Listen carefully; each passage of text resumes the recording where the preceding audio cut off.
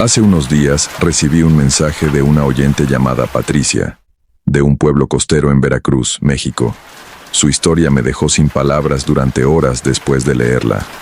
Si alguna vez has sentido que algo invisible te observa en tu propia casa, o has experimentado fenómenos que no puedes explicar, déjamelo saber en los comentarios. Créeme, no estás solo. Ahora, permíteme compartir lo que Patricia vivió cuando compró la casa de sus sueños junto al mar, sin saber que venía con una inquilina que nunca se había ido. Me llamo Patricia, tengo 45 años y soy maestra de primaria. Durante 20 años viví en la Ciudad de México, ahorrando cada peso que podía con un solo objetivo: comprar una casa frente al mar cuando me jubilara. Pero en el 2022, cuando mi madre enfermó y necesitaba un clima más cálido, decidí adelantar ese sueño y mudarme a Veracruz. Encontré la casa perfecta en un pueblo pequeño llamado Boca del Río. Era una casa antigua, de los años 40, de 2 pisos con balcones de hierro forjado, pisos de mosaico original, y lo mejor de todo, quedaba a solo 50 metros de la playa. El precio era increíblemente bajo para lo que ofrecía, casi sospechosamente bajo, pero el agente inmobiliario me explicó que la dueña anterior había fallecido sin herederos y el banco quería venderla rápido. Debí investigar más. Debí preguntar por qué una casa tan hermosa había estado vacía durante 3 años. Debí escuchar cuando la vecina de al lado, doña Amparo, intentó advertirme el día que me mudé. Pero estaba tan emocionada, tan feliz de finalmente tener mi casa en la playa, que ignoré las señales. Me mudé en marzo del 2022 con mi madre, que tenía 72 años y sufría de artritis severa. El clima cálido de Veracruz le haría bien.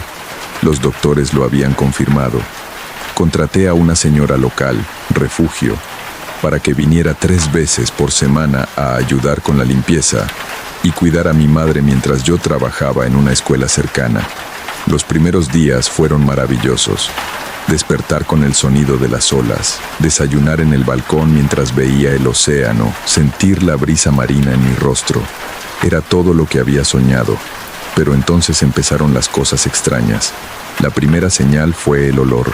A veces, sin razón aparente, toda la casa se llenaba de un perfume dulce, empalagoso, como gardenias mezcladas con algo más, algo que no podía identificar. Al principio pensé que venía de los jardines de los vecinos, pero el olor era más fuerte dentro de la casa que afuera. «Es ella», dijo Refugio la primera vez que lo mencioné. Le gustaban las gardenias. «¿Quién?» «Doña Soledad, la señora que vivía aquí antes».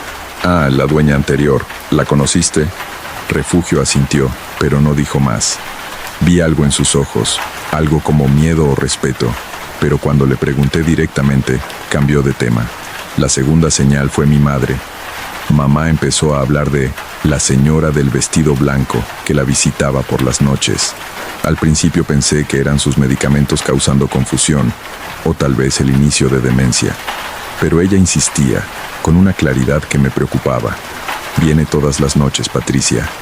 Se sienta en la mecedora junto a la ventana y me observa. No dice nada, solo me mira. Mamá, no hay ninguna mecedora en tu cuarto. Sí hay. Está justo ahí. Señalaba la esquina vacía junto a la ventana.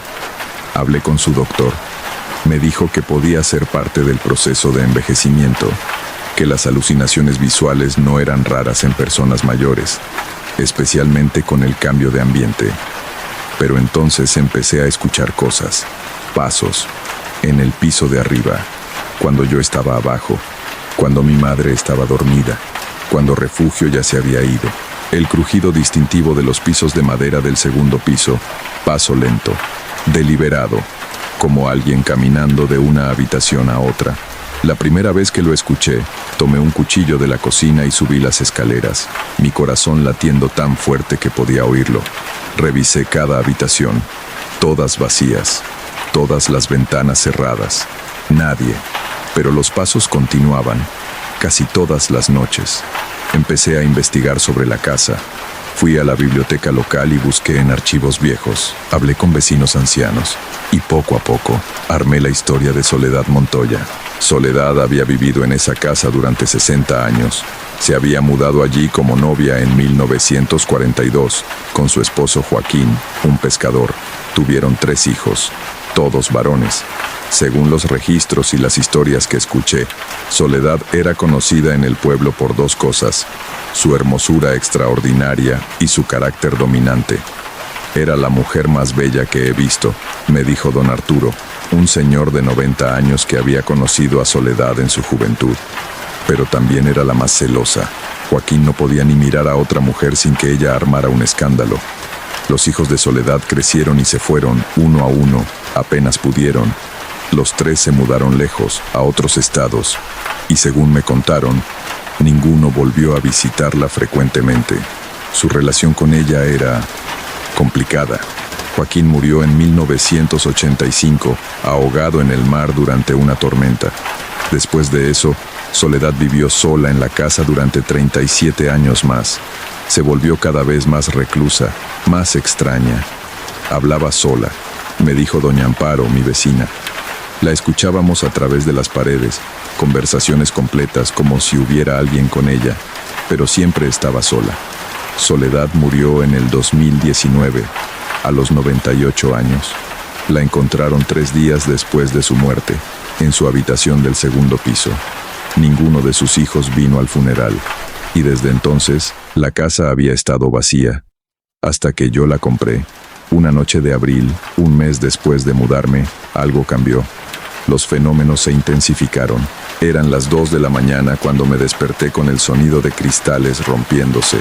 Bajé corriendo las escaleras y encontré que todos los platos del aparador de la cocina estaban en el piso, hechos añicos. No podían haber caído solos. El aparador era estable, los platos estaban bien colocados. Y en medio de los fragmentos de porcelana, vi una huella de pie descalzo, pequeño, de mujer, hecha con lo que parecía ser arena mojada. Mi madre bajó las escaleras, atraída por el ruido. «Es ella», dijo con voz temblorosa. «La señora del vestido blanco. Está enojada». «Mamá, no digas eso». «La veo todas las noches, Patricia, y cada noche está más cerca de mi cama. Ya no se queda en la mecedora. Anoche estaba parada junto a mí cuando desperté». El miedo en sus ojos era real, demasiado real para ser solo confusión senil. A la mañana siguiente llamé a Refugio y le pedí que me contara todo sobre Soledad. Todo. Refugio suspiró profundo. «Yo trabajé para doña Soledad durante 15 años antes de que muriera. Era una mujer difícil, muy controladora. Esta casa era su reino y ella era la reina absoluta. Nadie podía mover nada sin su permiso. Nadie podía cambiar nada». «¿Y qué pasó cuando murió?» «Antes de morir, me dijo algo.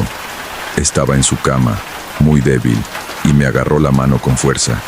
Me dijo, esta es mi casa, Refugio. Siempre será mi casa. Y cuando me vaya, no me voy a ir realmente. Me quedaré para asegurarme de que nadie la arruine, de que todo se mantenga como debe ser». Un escalofrío me recorrió. Creo que doña Soledad cumplió su palabra. Por eso la casa estuvo vacía tanto tiempo. Otras familias intentaron vivir aquí después de su muerte. Ninguna duró más de 2 meses. Todas se fueron por los mismos fenómenos que usted está experimentando. ¿Por qué no me lo dijiste antes? Refugio bajó la mirada. Porque necesitaba el trabajo. Y pensé que tal vez con usted sería diferente. Tal vez doña Soledad aceptaría a una mujer sola, alguien que cuidara bien la casa. Esa noche decidí enfrentar la situación. Si Soledad estaba en mi casa, hablaría con ella. Subí al segundo piso a las 11 de la noche. Fui directamente a la que había sido su habitación, ahora mi cuarto de huéspedes. Me paré en el centro de la habitación y hablé en voz alta. «Señora Soledad, si está aquí, necesito que me escuche. Compré esta casa legalmente. Es mía ahora. Respeto que haya vivido aquí durante muchos años, pero tiene que dejarme vivir en paz. Esta es mi casa ahora». Silencio. Esperé 5 minutos. Nada. Me sentí tonta hablándole al aire. Estaba a punto de irme cuando la temperatura bajó drásticamente. Pude ver mi aliento condensarse frente a mí. Y entonces la vi. Al principio era solo una sombra, una oscuridad más densa en la esquina de la habitación, pero fue tomando forma. Una silueta de mujer, alta, delgada, con un vestido largo que parecía flotar. No podía ver sus rasgos faciales claramente.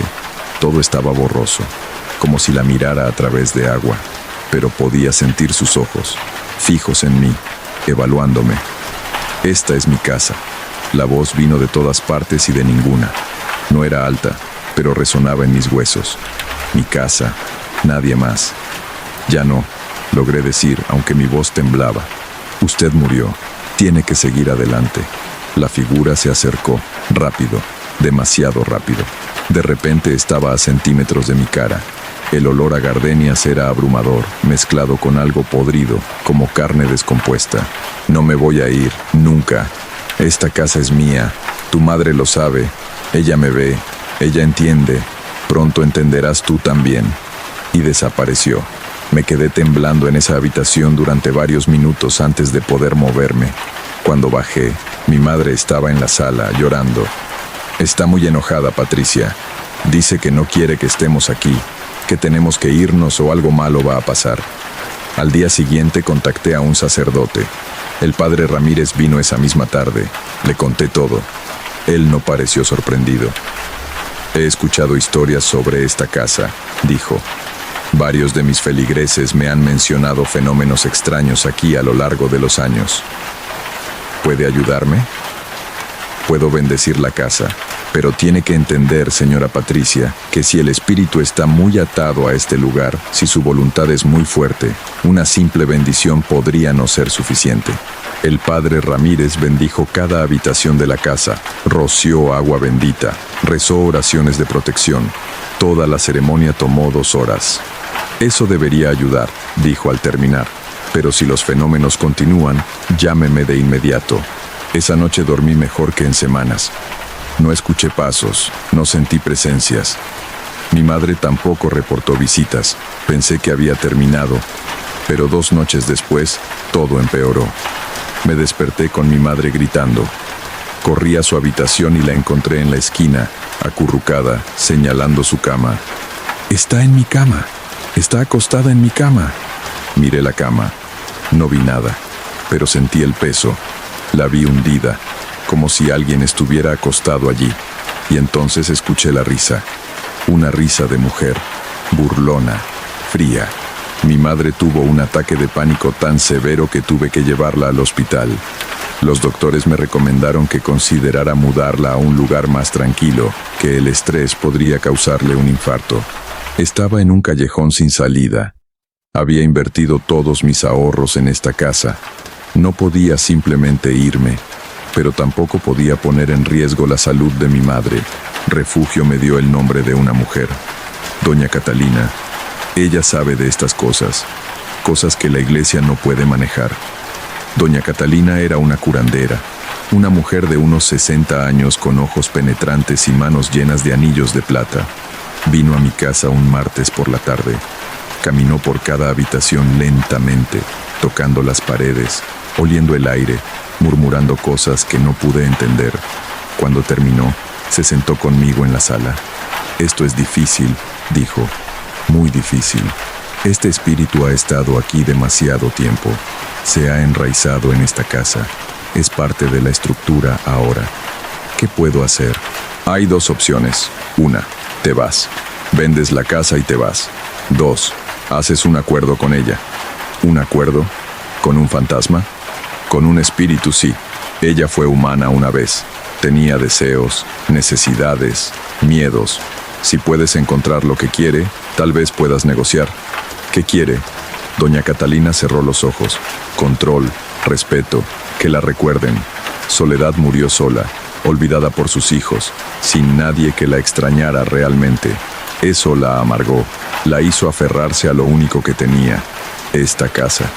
Entonces, ¿qué hago? Hazle un altar, pon su fotografía si puedes encontrar una, flores frescas, especialmente gardenias, una vela blanca, siempre encendida, y háblale. Dile que la respetas, que honras su memoria, que cuidarás su casa, pero también establece límites. Dile que puede quedarse, pero no puede aterrorizar a tu familia. Sonaba absurdo, pero estaba desesperada. Encontré una fotografía de Soledad en los archivos del periódico local. Era de su boda, 1942. Era hermosa, como todos habían dicho. Cabello oscuro ondulado, ojos intensos, sonrisa enigmática. Hice el altar en la sala, en un rincón tranquilo. Puse su fotografía, compré gardenias frescas, encendí una vela blanca y hablé.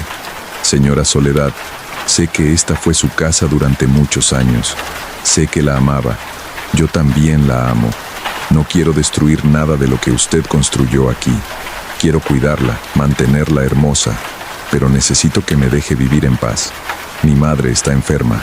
Necesita tranquilidad. Por favor, si puede oírme, encuentre paz usted también. No pasó nada inmediatamente, pero esa noche, por primera vez en semanas, mi madre durmió sin gritar. Los días siguientes fueron más tranquilos. Los fenómenos no pararon completamente, pero se redujeron. Todavía escuchaba pasos ocasionalmente. A veces olía las gardenias sin razón, pero ya no había platos rotos, ni apariciones aterradoras, ni presencias amenazantes en la cama de mi madre. Desarrollé una rutina. Cada mañana cambiaba el agua de las gardenias en el altar. Cada noche encendía una vela nueva y hablaba con Soledad. Le contaba sobre mi día, sobre las cosas que arreglaba en la casa, sobre los planes que tenía. Era extraño, pero funcionaba. Mi madre empezó a mejorar. Dejó de ver a la señora del vestido blanco, o al menos dejó de asustarse con ella. Ya no es amenazante, me dijo una noche. Ahora solo me observa, como una guardiana. Creo que solo quería asegurarse de que cuidáramos bien su casa. Han pasado 2 años desde que me mudé. Todavía vivo aquí. Mi madre está mucho mejor. Su artritis ha mejorado con el clima cálido. La casa está hermosa. La he restaurado con cuidado, respetando su arquitectura original. Y Soledad sigue aquí. Sé que sigue aquí. Siento su presencia, especialmente en las noches. Pero ya no es aterradora. Es más como una presencia vigilante. Refugio me dijo hace unas semanas que otras personas en el pueblo comentan que la casa se ve diferente ahora, más viva, más feliz. Es porque tanto usted como doña Soledad están en paz, me dijo. Ella encontró a alguien que respeta su memoria, y usted encontró una forma de vivir con el pasado sin que la consuma. A veces, cuando estoy sola en casa por las noches, me siento junto al altar y le cuento a Soledad sobre mi día. Le muestro fotos de las reparaciones que he hecho, de cómo he cuidado su jardín, y juro que a veces, solo a veces, siento algo como aprobación, una calidez que no es física, una presencia que ya no me asusta. No sé si esto es saludable. Mi hermana, que vive en México, piensa que estoy loca. Estás hablándole a un fantasma, Patricia. Necesitas terapia, novelas y flores.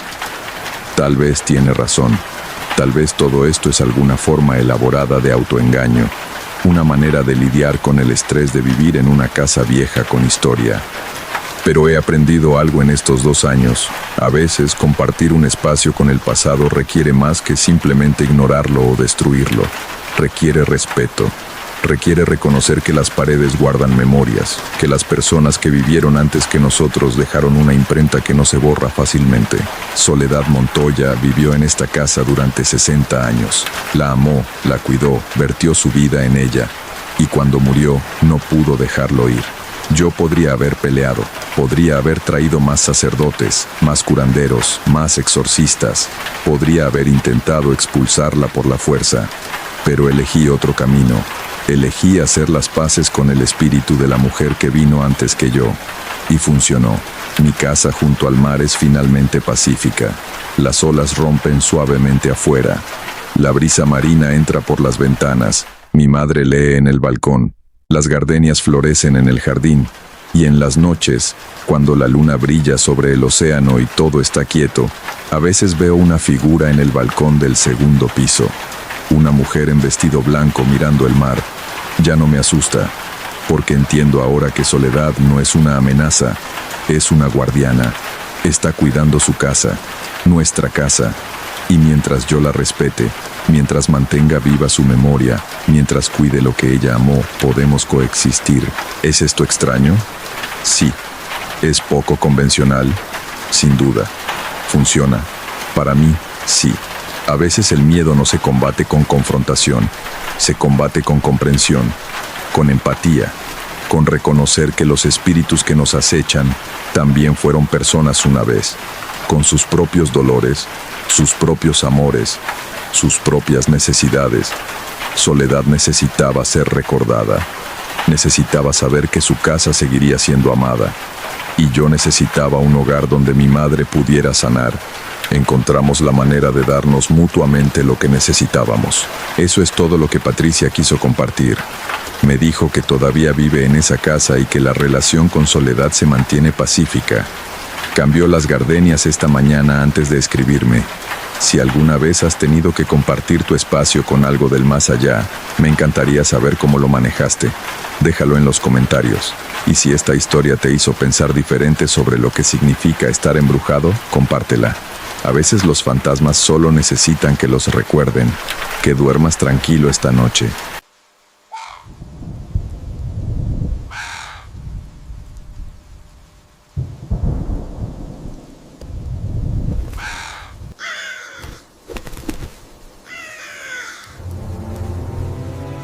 Esta historia me llegó de una seguidora llamada Patricia, quien trabajó durante años como enfermera en un hospital psiquiátrico. Lo que me compartió es inquietante porque pone en duda la línea entre locura y percepción de algo real. Si trabajas en el área de salud mental o has tenido experiencias similares, me encantaría que las compartieras en los comentarios. Ahora, permíteme contarte lo que Patricia descubrió en el ala cerrada del pabellón 3 y por qué renunció a su carrera después de 15 años de servicio.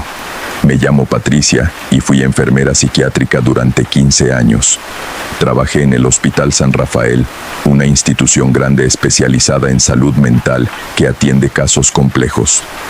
Amaba mi trabajo. Realmente lo amaba. Sentía que hacía una diferencia en la vida de personas que el resto de la sociedad había olvidado o temía. Pero hubo algo que vivía allí, algo que me hizo cuestionar todo lo que sabía sobre enfermedad mental y realidad, algo que finalmente me obligó a renunciar y cambiar completamente de profesión. Empezó en octubre de 2021. Llevaba ya 14 años trabajando en el hospital, principalmente en el pabellón 2, que atendía casos de depresión severa y trastornos de ansiedad. Era difícil, pero manejable. Los pacientes eran cooperativos en su mayoría y había avances tangibles en sus tratamientos. Ese octubre, la enfermera jefe del pabellón 3 renunció abruptamente, sin previo aviso, sin periodo de transición. Simplemente dejó su carta de renuncia en el escritorio de recursos humanos un viernes por la noche y nunca regresó. Ni siquiera volvió a recoger sus pertenencias personales. El pabellón 3 era diferente a los demás. Era donde mantenían a los pacientes más severos, esquizofrenia resistente al tratamiento, psicosis violentas, pacientes que representaban un peligro para sí mismos o para otros. Estaba físicamente separado del resto del hospital, conectado solo por un pasillo largo y asegurado con múltiples puertas de acceso controlado. Necesitaban a alguien con experiencia para cubrir el puesto mientras buscaban un reemplazo permanente. Me ofrecieron el doble de mi salario habitual por trabajar allí temporalmente. Con mi hija a punto de entrar a la universidad, el dinero extra era difícil de rechazar. Acepté, pensando que serían solo unos meses. Mi primer día en el pabellón 3 fue un lunes. La enfermera que me entrenó, Carmen, tenía 20 años de experiencia en psiquiatría. Era seria, profesional, pero noté algo en sus ojos cuando me mostraba las instalaciones. Algo parecido al miedo apenas contenido. El pabellón tenía 30 pacientes distribuidos en habitaciones individuales a lo largo de 2 pisos. El personal incluía 6 enfermeras, 3 psiquiatras, 2 trabajadores sociales y personal de seguridad las 24 horas. Todo estaba diseñado para máxima seguridad. Puertas reforzadas, ventanas irrompibles, cámaras en cada pasillo. Hay reglas específicas aquí, me dijo Carmen mientras caminábamos por el pasillo principal. Su voz era baja, casi un susurro, aunque no había nadie cerca. Reglas que no están en el manual oficial, pero que debes seguir. ¿Qué tipo de reglas?, pregunté, sintiendo un ligero escalofrío. Primero, dijo, deteniéndose para mirarme directamente, nunca entres sola a la habitación 307, siempre con al menos otro miembro del personal, preferiblemente 2. Segundo, si un paciente te dice que ve cosas en el tercer piso, no lo descartes inmediatamente como alucinación, reporta exactamente lo que dijo. Y tercero, hizo una pausa, como si estuviera decidiendo qué tanto revelar. Si escuchas cantar a las 3 de la madrugada, no investigues. Quédate en la estación de enfermeras hasta que pare. ¿Cantar?, repetí, sintiendo que esto era más extraño de lo que esperaba. Carmen asintió lentamente. Lo entenderás pronto. Solo sigue las reglas, Patricia. Hacen que este lugar sea manejable. No tuve oportunidad de hacer más preguntas porque llegamos a la estación de enfermeras, donde el resto del equipo esperaba para conocerme. Los primeros días fueron intensos pero no inusuales.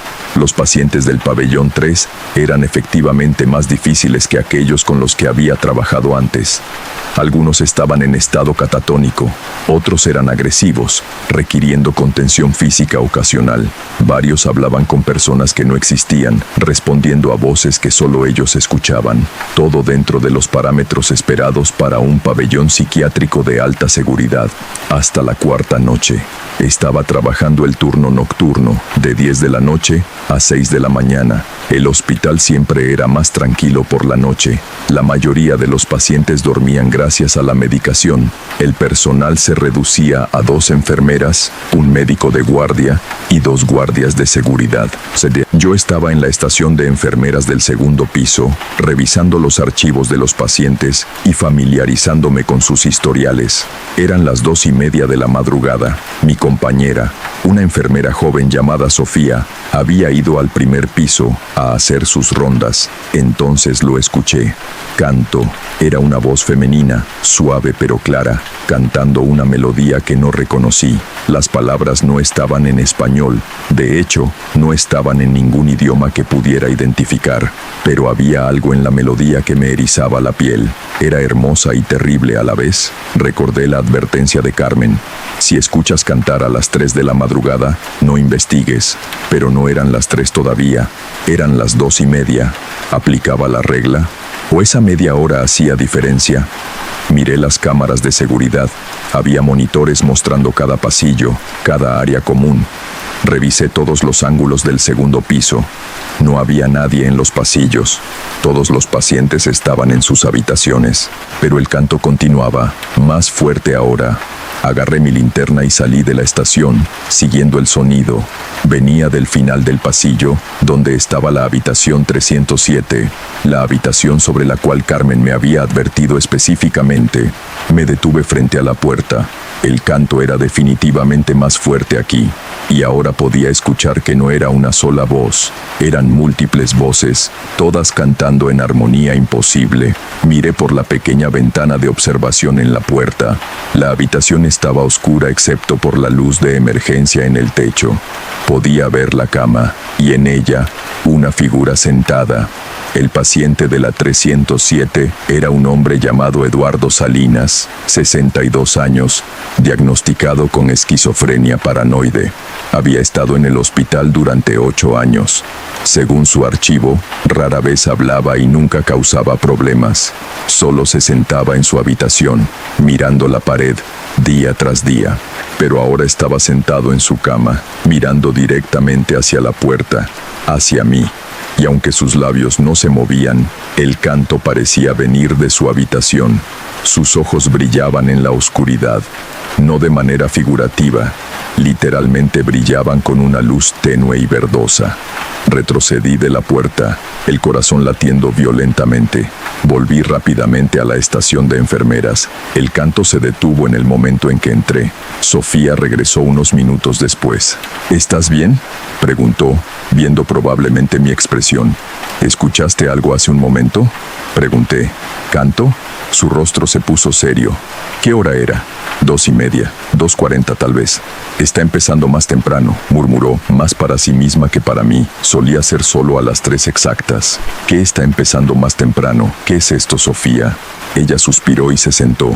Nadie sabe exactamente. Lleva pasando desde hace unos 5 años, desde que Eduardo fue trasladado a la 307. El canto, las voces, a veces son solo una o dos voces. Otras veces, como esta noche aparentemente, son muchas. ¿Y nadie ha investigado esto apropiadamente?, pregunté, sintiendo una mezcla de frustración y miedo. Oh, lo han intentado. Psiquiatras, neurólogos, incluso trajeron a un experto en fenómenos acústicos pensando que era algo estructural del edificio. Nadie ha encontrado explicación. Las grabaciones nunca capturan el sonido. Solo las personas que están físicamente presentes lo escuchan. Eso es imposible. Sí, concordó Sofía. Debería serlo, pero aquí estamos. No dormí bien los días siguientes. Cada turno nocturno esperaba escuchar el canto de nuevo, y lo escuchaba, siempre entre las 2:30 y las 3 de la madrugada. A veces duraba solo unos minutos, otras veces hasta media hora. Empecé a investigar por mi cuenta. Revisé el historial de Eduardo Salinas extensivamente. Había sido un profesor de historia antes de su primer episodio psicótico a los 50 años. Su esposa había muerto en un accidente de tráfico 2 años antes de su ingreso al hospital. No tenía otros familiares conocidos. Sus notas médicas eran consistentes. Delirante, paranoico, no respondía bien a la medicación.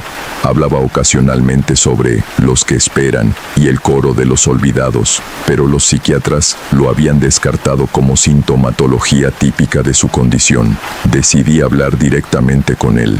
Era contra las reglas de Carmen, pero necesitaba entender. Fui una tarde, con Sofía acompañándome como observadora. Eduardo estaba sentado en su silla habitual, mirando la pared blanca. No reaccionó cuando entramos. Eduardo, dije suavemente, acercándome lentamente. Me gustaría hablar contigo si estás dispuesto. Nada. Sus ojos permanecieron fijos en la pared. Escuché el canto. Continué. Por las noches, las voces. ¿Puedes decirme qué son? Esto captó su atención. Lentamente, muy lentamente, giró su cabeza para mirarme. Sus ojos, que durante el día eran marrones normales, parecían contener profundidades que no debían existir. Usted es nueva, dijo. Su voz era áspera por falta de uso, pero clara y curiosa. Eso es peligroso aquí. Solo quiero entender. Nadie quiere realmente entender, dijo Eduardo. Dicen que quieren, pero cuando empiezan a comprender, huyen, como la enfermera anterior, como tantos otros. Yo no voy a huir. Soy enfermera. He visto cosas difíciles. Una sonrisa triste cruzó su rostro. No has visto nada como esto. Nadie lo ha visto, pero todos lo escuchan eventualmente. Los que prestan atención. ¿Qué es lo que escuchamos, Eduardo? Él miró hacia la ventana de su habitación, hacia el cielo oscureciendo. Son los olvidados, las personas que murieron aquí, en este hospital, cuando era diferente, cuando los tratamientos eran menos humanos. Sus voces quedaron atrapadas en las paredes, en el aire mismo, y yo tocó su pecho. Yo puedo escucharlos, siempre. Durante el día son susurros, pero por la noche, cuando todo está quieto, cantan porque quieren ser recordados. Eduardo, sabes que eso no es posible desde el punto de vista médico. Por supuesto que lo sé, dijo con una risa amarga. Era profesor, soy un hombre de razón, o lo era, pero la razón no explica lo que pasa aquí. La razón no explica por qué puedo ver sus sombras moviéndose por los pasillos, por qué a veces siento sus manos tocándome, por qué sus voces me cuentan historias de sufrimiento que luego compruebo que son verdaderas cuando reviso los archivos antiguos del hospital. Me quedé en silencio. Parte de mí quería descartar todo como delirio, pero otra parte, la parte que había escuchado esas voces imposibles, se preguntaba si había algo más. ¿Por qué la habitación 307 específicamente?, pregunté. Eduardo me miró durante un largo momento antes de responder. Esta habitación solía ser la sala de terapia de electroshock. Antes de que las regulaciones cambiaran, antes de que supieran cuánto daño podían hacer, docenas de personas pasaron por aquí. Algunos mejoraron, muchos empeoraron, algunos murieron. Sus ecos permanecen. Sofía me tocó el brazo. Deberíamos irnos. Pero tenía una pregunta más. ¿Por qué tú, Eduardo? ¿Por qué puedes escucharlos? Porque yo también estoy roto, dijo simplemente. Mi mente está fracturada de formas que la medicina no comprende completamente, y en esas fracturas puedo percibir cosas que otros no pueden. No es un don, es una maldición, pero es real, enfermera Patricia, tan real como usted parada frente a mí. Salimos de la habitación en silencio. Sofía no habló hasta que estuvimos de vuelta en la estación. No deberías haberlo alentado, dijo. Ahora él sabe que tú escuchas. Eso cambia las cosas. ¿Cambia cómo? Ya lo verás. Tenía razón. Esa noche, durante mi turno, el canto comenzó más temprano que nunca, a las 2 en punto, y era más fuerte, más insistente, no solo una melodía incomprensible. Ahora podía distinguir palabras ocasionales, no las entendía, pero eran definitivamente palabras. Y luego sucedió algo nuevo. Mientras estaba en la estación, revisando medicamentos, una de las sombras en el pasillo se movió. No una sombra proyectada por algo físico, una sombra independiente. Se deslizó por la pared como si fuera líquida, moviéndose contra la dirección de las luces. Me quedé congelada, observándola. La sombra se detuvo frente a la ventana de la estación y tomó forma, la silueta de una persona, sin rasgos, sin detalles, solo la forma oscura de un ser humano. Levantó lo que parecía ser un brazo y señaló hacia el final del pasillo, hacia la habitación 307. Luego se desvaneció. Mi corazón latía tan fuerte que podía escucharlo sobre el zumbido de las luces fluorescentes. Agarré mi teléfono e hice algo que probablemente fue estúpido. Busqué la historia del hospital. El Hospital San Rafael había sido fundado en 1953, pero el edificio era más antiguo, originalmente un sanatorio para tuberculosis en los años 30. Cuando la tuberculosis dejó de ser la epidemia que fue, el edificio fue convertido en hospital psiquiátrico. Encontré artículos de periódico escaneados. En los años 50 y 60, antes de que las leyes de salud mental cambiaran, los tratamientos eran brutales.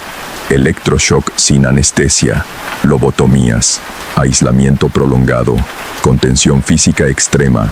Había reportes de muertes, no oficiales, pero enterrados en notas al pie, y artículos de investigación académicos. Pacientes que sucumbieron a complicaciones del tratamiento, suicidios, accidentes. El pabellón 3 había sido el área de tratamiento más agresivo, y la habitación 307 había sido efectivamente donde se realizaban los procedimientos de electroshock. Eduardo no estaba delirando sobre la historia, estaba recordando hechos verificables, pero eso no explicaba las voces, no explicaba las sombras, a menos que no quería completar ese pensamiento. No quería considerar que tal vez, solo tal vez, Eduardo no estaba experimentando alucinaciones, que tal vez estaba percibiendo algo real que el resto de nosotros normalmente no podíamos. Los siguientes días fueron cada vez más extraños. Otros pacientes del pabellón 3 comenzaron a actuar diferente, más agitados, más conscientes, como si algo hubiera despertado en el edificio. Una paciente, una mujer con demencia severa que normalmente no era verbal, comenzó a describir en detalle procedimientos médicos de los años 60, procedimientos que no debería conocer. Cuando revisé su historial, confirmé que había nacido en 1985. No había manera de que tuviera conocimiento directo de esas prácticas.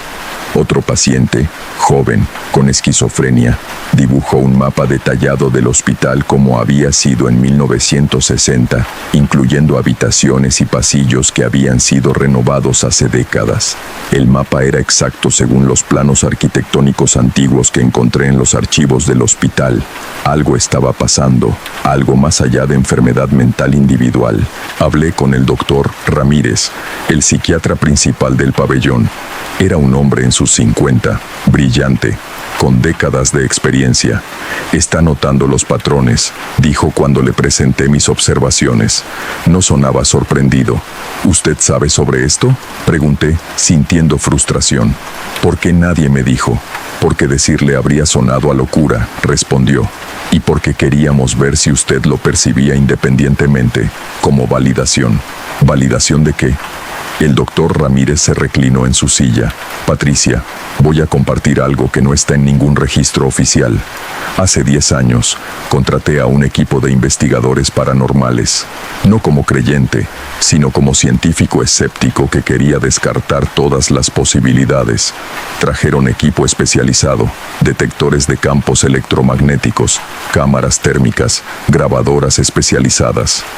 Y encontraron anomalías, muchas, concentradas específicamente en el pabellón 3, particularmente alrededor de la habitación 307. Campos electromagnéticos fluctuantes sin fuente aparente. Variaciones de temperatura de hasta 10 grados en espacios de pocos metros. Y en las grabaciones de audio, hizo una pausa. Captaron cosas. No las voces cantantes, esas nunca se graban. Pero otros sonidos, gritos, llantos, súplicas. Todo en el rango apenas audible, pero presente. Sentí mi piel erizarse. ¿Qué explicación dieron? No pudieron. Los investigadores tenían hipótesis sobre residuos energéticos, memoria del lugar, trauma impreso en el espacio mismo, pero eran especulaciones. La realidad es que no sabemos qué es esto, solo sabemos que existe. ¿Por qué el hospital no cierra el pabellón 3? Porque funcionalmente sirve su propósito, dijo. Los pacientes aquí son tratados efectivamente para sus condiciones mentales genuinas, y honestamente, ¿dónde más irían? La salud mental ya está tan subfinanciada, no podemos cerrar camas porque hay fenómenos inexplicables. Eso es moralmente cuestionable. Sí, concordó. Lo es, por eso tantos miembros del personal renuncian eventualmente. La carga de saber es demasiado. Esa noche decidí que tenía que confrontar directamente lo que estaba pasando. Había estado evitando la habitación 307 excepto cuando era absolutamente necesario, siempre con compañía, pero sentía que si realmente quería entender, necesitaba enfrentar esto sola. Era una decisión terrible, lo sé ahora, pero en ese momento sentía que era necesaria. Esperé hasta las 3 de la madrugada, la hora cuando el canto era más fuerte. Sofía estaba haciendo rondas en el primer piso. El guardia de seguridad estaba en su descanso. Estaba sola en el segundo piso. El canto comenzó exactamente a las 3.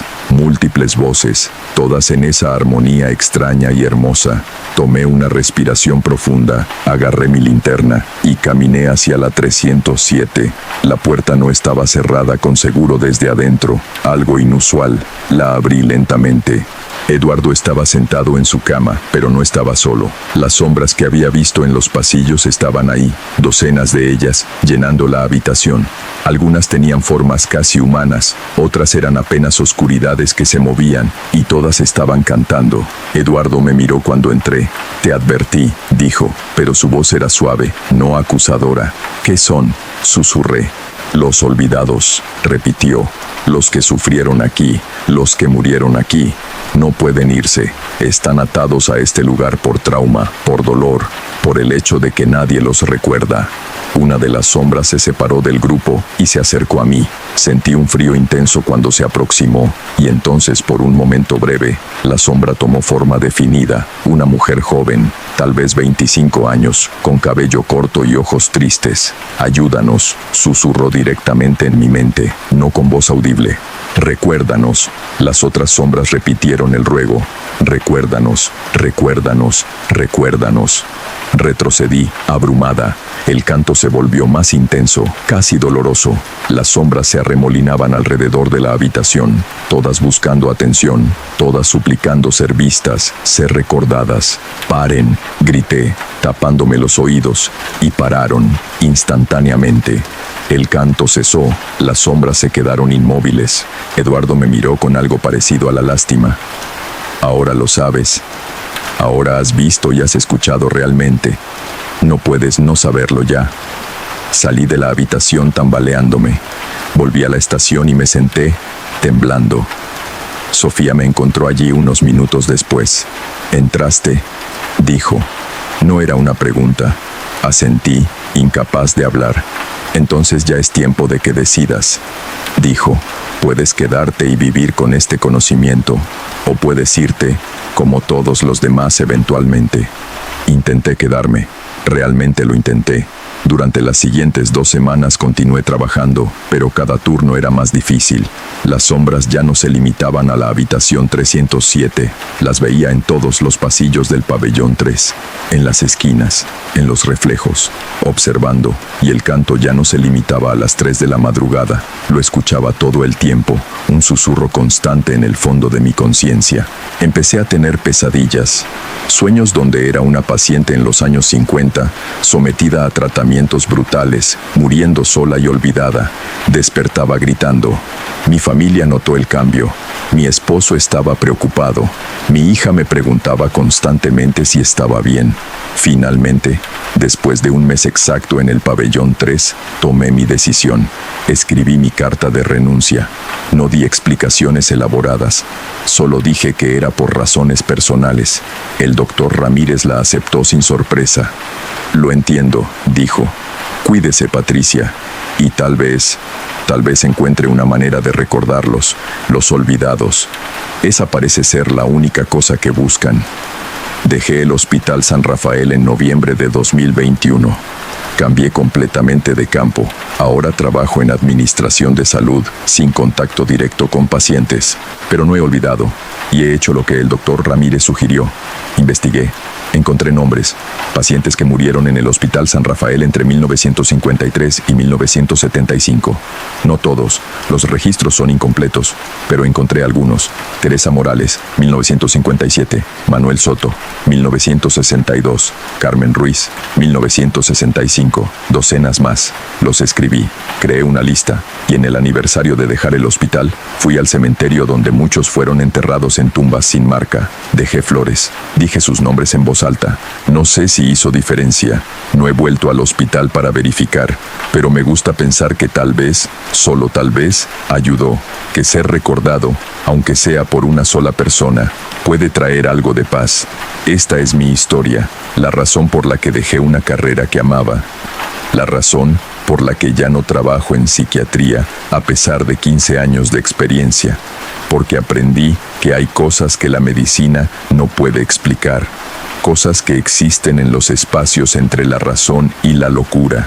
Y a veces, solo a veces, lo que llamamos locura es simplemente percibir cosas que otros no pueden. Eduardo Salinas sigue en la habitación 307. Revisé recientemente, todavía allí, todavía enfermo, según sus registros médicos. Pero yo sé la verdad, él no está loco. Él solo está maldito con la capacidad de ver y escuchar lo que el resto de nosotros ignoramos. Los olvidados siguen cantando, y ahora, aunque ya no trabajo allí, todavía los escucho a veces en el silencio de la noche, recordándome que ellos existieron, que sufrieron, que merecen ser más que sombras en un edificio olvidado. Y así concluye lo que Patricia compartió conmigo. Dejó su número de identificación de enfermera y toda documentación que prueba que trabajó allí, por si alguien duda de la veracidad de su testimonio. El Hospital San Rafael todavía opera y el pabellón 3 todavía está abierto. Si has trabajado en salud mental y has experimentado algo similar, o si simplemente quieres compartir tu opinión sobre esta historia, déjalo en los comentarios.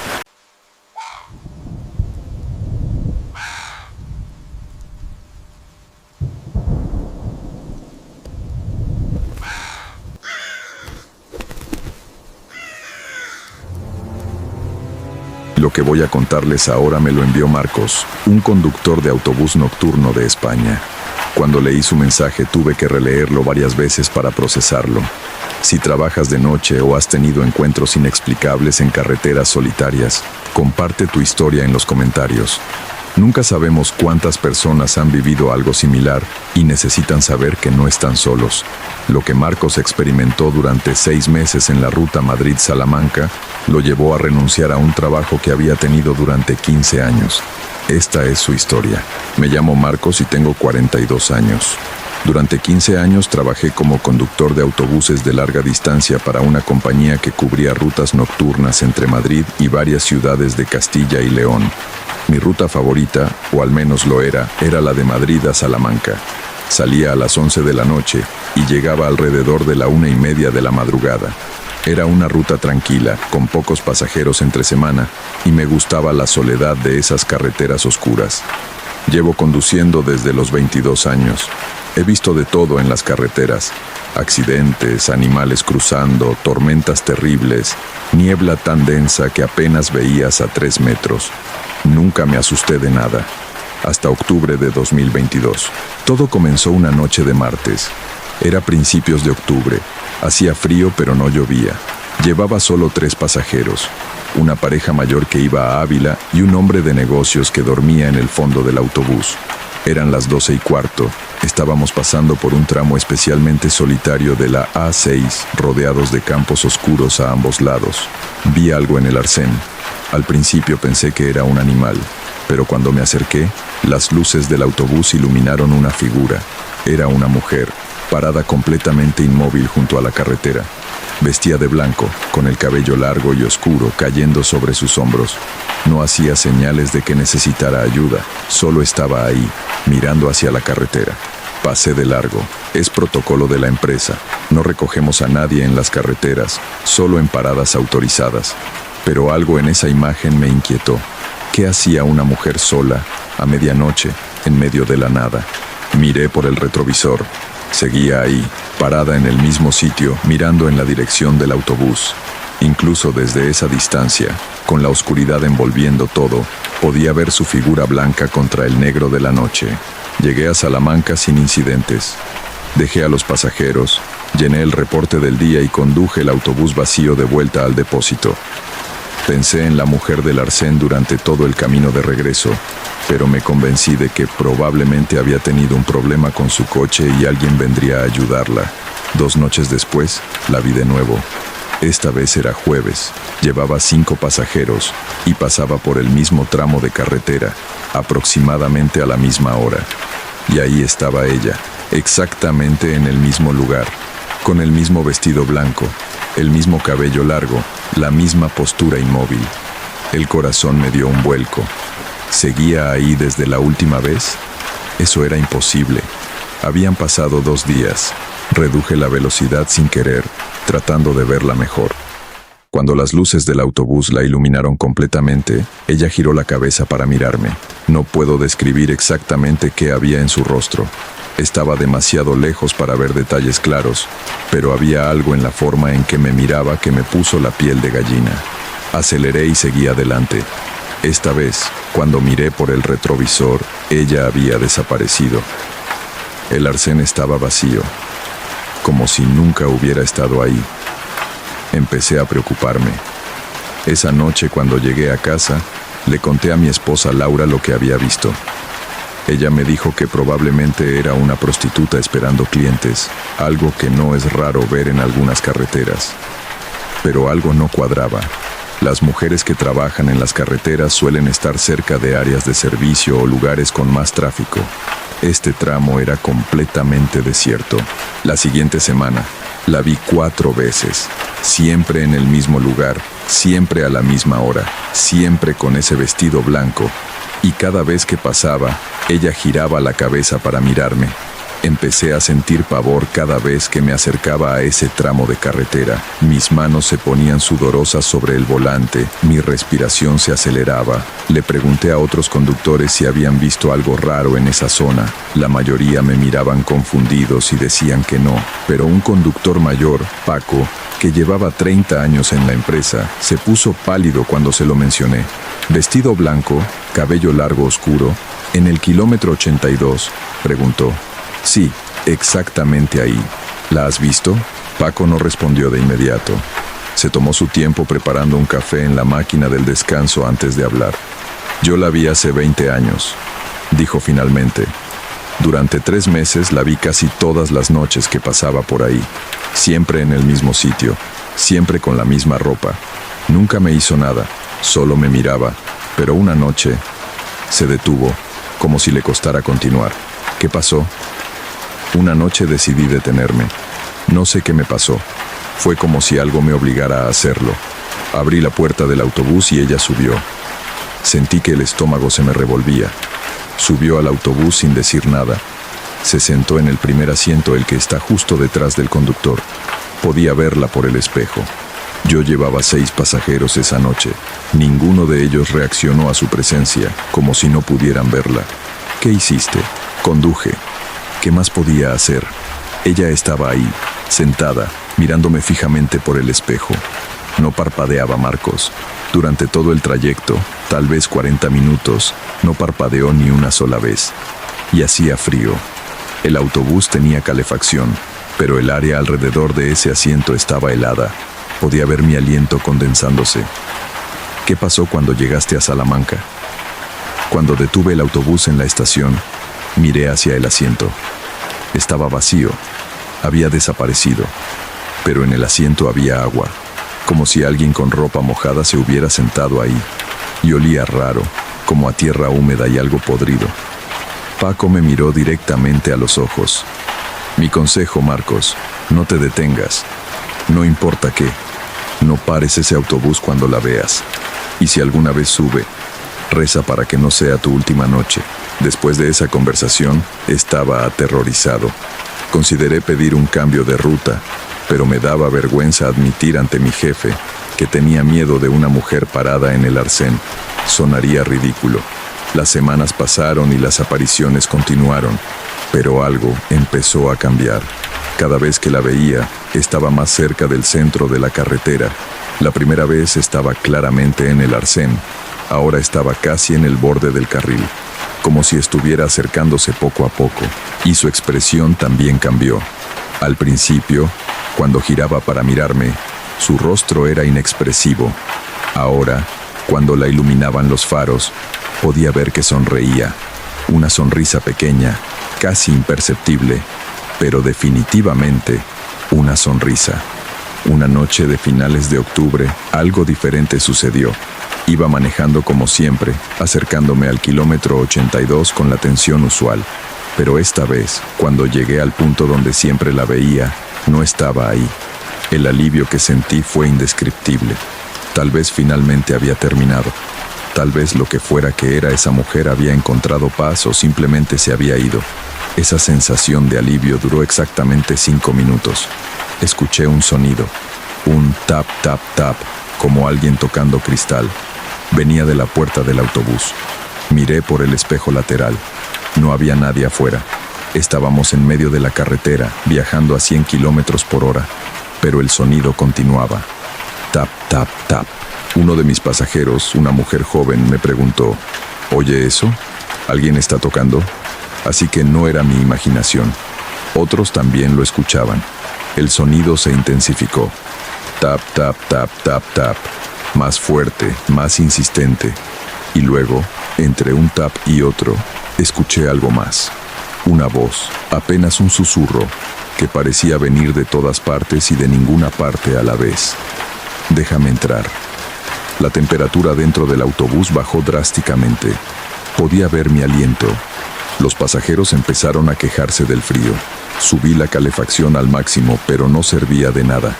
Déjame entrar, Marcos. Sabía mi nombre. Esa cosa sabía mi nombre. Déjame entrar y todo terminará. Las luces del autobús comenzaron a parpadear. El motor tosió, amenazando con apagarse. Agarré el volante con tanta fuerza que mis nudillos se pusieron blancos.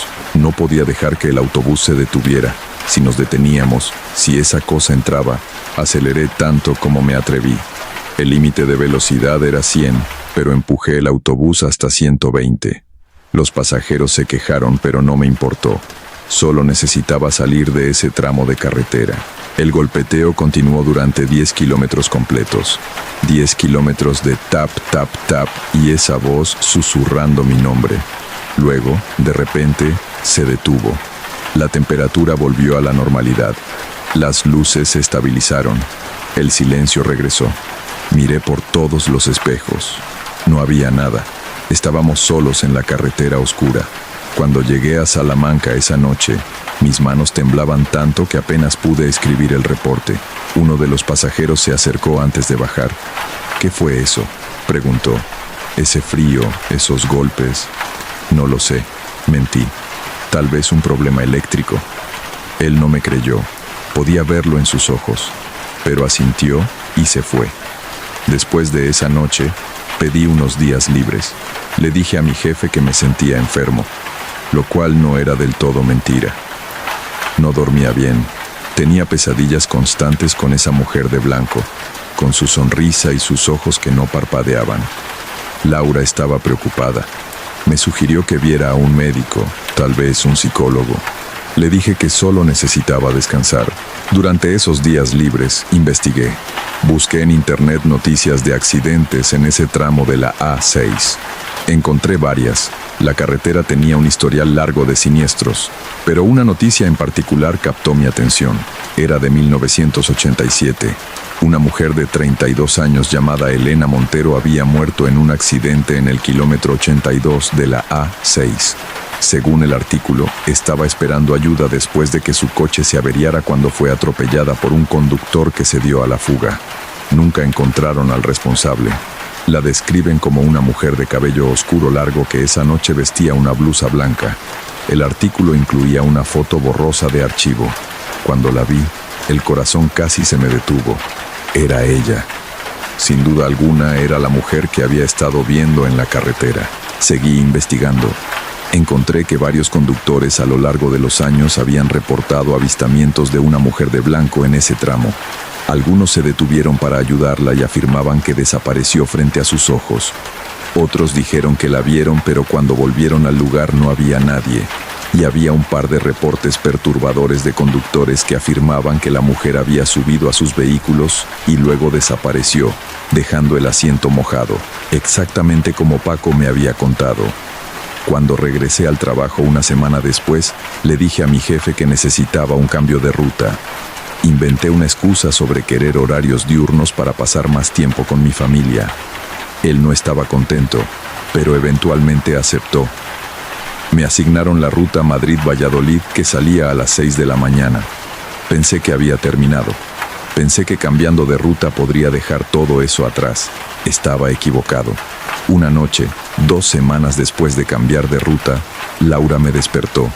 Eran las 3 de la madrugada. Marcos, hay alguien afuera. ¿Qué? Afuera, en la calle. Hay una mujer parada frente a nuestra casa. Me levanté de la cama con el corazón acelerado. Vivíamos en un barrio residencial tranquilo. Ver a alguien afuera a las 3 de la mañana ya era raro, pero algo en el tono de Laura me puso alerta. Me acerqué a la ventana y miré hacia afuera. Bajo la luz de las farolas vi una figura, una mujer con un vestido blanco y cabello largo oscuro. Estaba parada en la acera frente a nuestra casa, mirando directamente hacia nuestra ventana. Era ella. ¿La conoces?, preguntó Laura. No pude responder. Me quedé paralizado, mirándola. Ella sonrió. Esa misma sonrisa pequeña y perturbadora que había visto en la carretera. Voy a llamar a la policía, dijo Laura, alcanzando su teléfono. No, logré decir. No vendrá a tiempo. ¿Qué? Marcos, ¿qué está pasando? ¿Quién es esa mujer? Antes de que pudiera responder, la mujer comenzó a caminar. Se acercó lentamente a nuestra puerta principal. Podía escuchar sus pasos en el silencio de la noche. Tap, tap, tap. Luego escuchamos el sonido de la puerta principal. No de alguien tocando, sino de la manija girando. Intentaba entrar. Laura gritó. Yo corrí escaleras abajo agarrando el bate de béisbol que guardábamos en el armario del pasillo. Llegué a la puerta justo cuando la manija dejaba de moverse. Todo quedó en silencio. Esperé 5 minutos completos antes de atreverme a mirar por la mirilla. La calle estaba vacía. No había nadie. Pero cuando abrí la puerta para asegurarme, encontré algo en el escalón. Era una pequeña mancha de agua, como si alguien con ropa mojada hubiera estado parado ahí. Y el olor, ese olor a tierra húmeda y descomposición que Paco había descrito. Esa noche no dormimos. Laura insistió en que le contara todo. Le hablé de la mujer en la carretera, de las investigaciones que había hecho, de Elena Montero. Al principio no me creyó. Pensó que estaba teniendo algún tipo de crisis nerviosa, pero había visto a la mujer con sus propios ojos. Había escuchado la manija girar A la mañana siguiente llamé a Paco, le conté lo que había pasado. Vino a tu casa, dijo, con voz sombría. Eso es malo, Marcos, muy malo. Significa que no te va a dejar en paz solo porque cambiaste de ruta. ¿Qué quiere de mí? No lo sé, pero tenés que hacer algo antes de que sea demasiado tarde. ¿Qué puedo hacer? Habla con alguien que sepa de estas cosas, un cura, un medium, alguien. No soy religioso, nunca lo he sido, pero estaba desesperado. Busqué en internet y encontré a un sacerdote en Madrid que supuestamente tenía experiencia con casos paranormales. El padre Esteban. Lo llamé y le expliqué la situación. Escuchó en silencio, sin interrumpir. Cuando terminé, suspiró profundamente. Lo que describes es un espíritu atormentado. Elena Montero murió de forma violenta e inesperada. El conductor que la atropelló nunca fue encontrado. Nunca hubo justicia. Eso la mantiene atada a ese lugar, a ese momento. ¿Por qué me persigue a mí? Yo no tuve nada que ver con su muerte. Tal vez te ve como alguien que puede ayudarla, o tal vez simplemente te pareces al hombre que la mató. Los espíritus no siempre son racionales, especialmente los que han estado atrapados durante décadas. ¿Cómo hago para que me deje en paz? Tenés que ayudarla a encontrar paz. Necesita que alguien reconozca lo que le pasó, que alguien recuerde. Ve al lugar donde murió, lleva flores, reza por ella, reconoce su dolor y su injusticia. A veces eso es suficiente. Sonaba simple, tal vez demasiado simple, pero no tenía otras opciones. Esa tarde, compré flores blancas. Conduje mi coche personal hasta el kilómetro 82 de la A6. Era la primera vez que volvía a ese tramo desde que cambié de ruta. El sol todavía estaba alto en el cielo, pero aún así sentí un escalofrío cuando me acerqué. Me detuve en el arcén, exactamente donde la había visto tantas veces. Salí del coche con las flores en la mano. El tráfico pasaba a mi lado, indiferente. Me arrodillé en la tierra del arcén y coloqué las flores. Luego, sintiendo algo ridículo pero desesperado, hablé en voz alta. Elena Montero, siento lo que te pasó. Siento que nadie pagó por tu muerte. Siento que te dejaron aquí, sola. No te olvido. Nadie te olvida. El viento sopló, agitando las flores. No pasó nada más. Me quedé ahí 10 minutos, esperando algo, una señal, una presencia, cualquier cosa. Pero solo estaba yo, el viento y el sonido constante del tráfico. Finalmente me levanté y regresé a mi coche. Mientras conducía de vuelta a casa me sentía estúpido. ¿Qué esperaba? ¿Que un fantasma me agradeciera? ¿Que todo mágicamente se resolviera? Esa noche, Laura y yo nos quedamos despiertos hasta tarde, hablando sobre mudarnos, sobre cambiar de trabajo, sobre empezar de nuevo en otro lugar. Estábamos considerando seriamente dejar Madrid. Alrededor de la medianoche, Laura se durmió en el sofá. Yo me quedé despierto, incapaz de cerrar los ojos. Entonces escuché algo. Pasos, suaves, lentos, venían del piso de arriba. Agarré el bate de béisbol y subí las escaleras con el corazón en la garganta. La puerta de nuestro dormitorio estaba abierta, aunque estaba seguro de haberla cerrado. Entré despacio. Ella estaba ahí, de pie junto a la ventana, mirando hacia la calle. A la luz de la luna que entraba por la ventana, podía verla con más claridad de lo que nunca había podido. Su vestido estaba rasgado y manchado. Su piel tenía un tono grisáceo, enfermizo. Y cuando giró para mirarme, vi que sus ojos estaban vacíos. No había pupilas, solo blanco. Abrió la boca para hablar. Su voz era un susurro áspero, como si no la hubiera usado en décadas. Gracias. Parpadeé sorprendido. ¿Qué? Gracias por recordar, por las flores, por reconocer. Elena, he estado aquí tanto tiempo, tan sola, tan enojada. El hombre que me mató, nunca lo encontraron, nunca hubo justicia. Y con cada año que pasaba, me volvía más amarga, más perdida. Sus ojos vacíos me miraban con algo que parecía tristeza. Te vi en tu autobús, noche tras noche. Vi tu amabilidad con los pasajeros. Vi que eras bueno. Y pensé que tal vez vos podrías escucharme, que tal vez vos recordarías que existí. Lo siento, dije sin saber qué más decir. Siento lo que te pasó. No fue tu culpa, pero gracias. Nadie había dicho eso antes. Comenzó a desvanecerse, volviéndose más transparente. ¿Vas a irte ahora?, pregunté. Voy a tratar. Después de tanto tiempo no sé si puedo, pero lo voy a intentar. Gracias, Marcos. Gracias por verme, por reconocer que existí, que importé. Y entonces desapareció. Simplemente dejó de estar ahí. La habitación se sintió más cálida de inmediato, más liviana. El peso opresivo que no me había dado cuenta que cargaba finalmente se levantó. No la volví a ver después de esa noche. Pasaron semanas, luego meses. Volví a conducir la ruta a Madrid-Salamanca, aunque ahora en turnos diurnos. Cada vez que paso por el kilómetro 82, miro hacia el Arsén. Las flores que dejé hace mucho que desaparecieron, barridas por el viento y la lluvia. Pero a veces, solo a veces, dejo flores nuevas. No por miedo, sino por respeto. Porque Elena Montero existió. Tuvo una vida, tuvo sueños, tuvo una muerte injusta. Y aunque el conductor que la mató nunca fue encontrado, aunque nunca hubo justicia legal, al menos ahora alguien recuerda. Alguien se detiene y reconoce que ella estuvo aquí. No sé si realmente encontró paz. No sé si pudo dejar este mundo y pasar al siguiente. Pero desde aquella noche en mi habitación, no he tenido más encuentros. No más golpes en las puertas del autobús.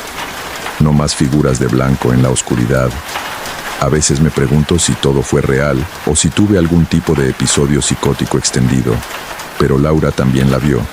Paco me había contado historias similares décadas antes.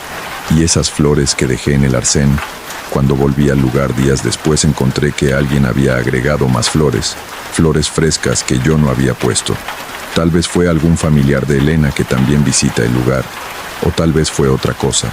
Todo lo que sé es que ahora conduzco esas carreteras con más respeto, más consciente de que cada kilómetro tiene su historia, cada curva sus secretos, y que a veces los muertos solo necesitan ser recordados. Y ahí termina el testimonio de Marcos.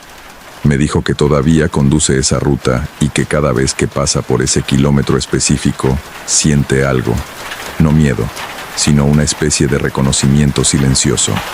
Si alguna vez has visto algo inexplicable en una carretera, o si trabajas de noche y has tenido encuentros extraños, compártelo en los comentarios. A veces estas experiencias nos recuerdan que el mundo es más complejo y misterioso de lo que pensamos. Gracias por escuchar. Y si disfrutaste esta historia, suscríbete para más testimonios cada semana. Que tengas un buen viaje y recuerda, a veces lo que ves en la carretera no siempre es lo que parece. Cuídate mucho.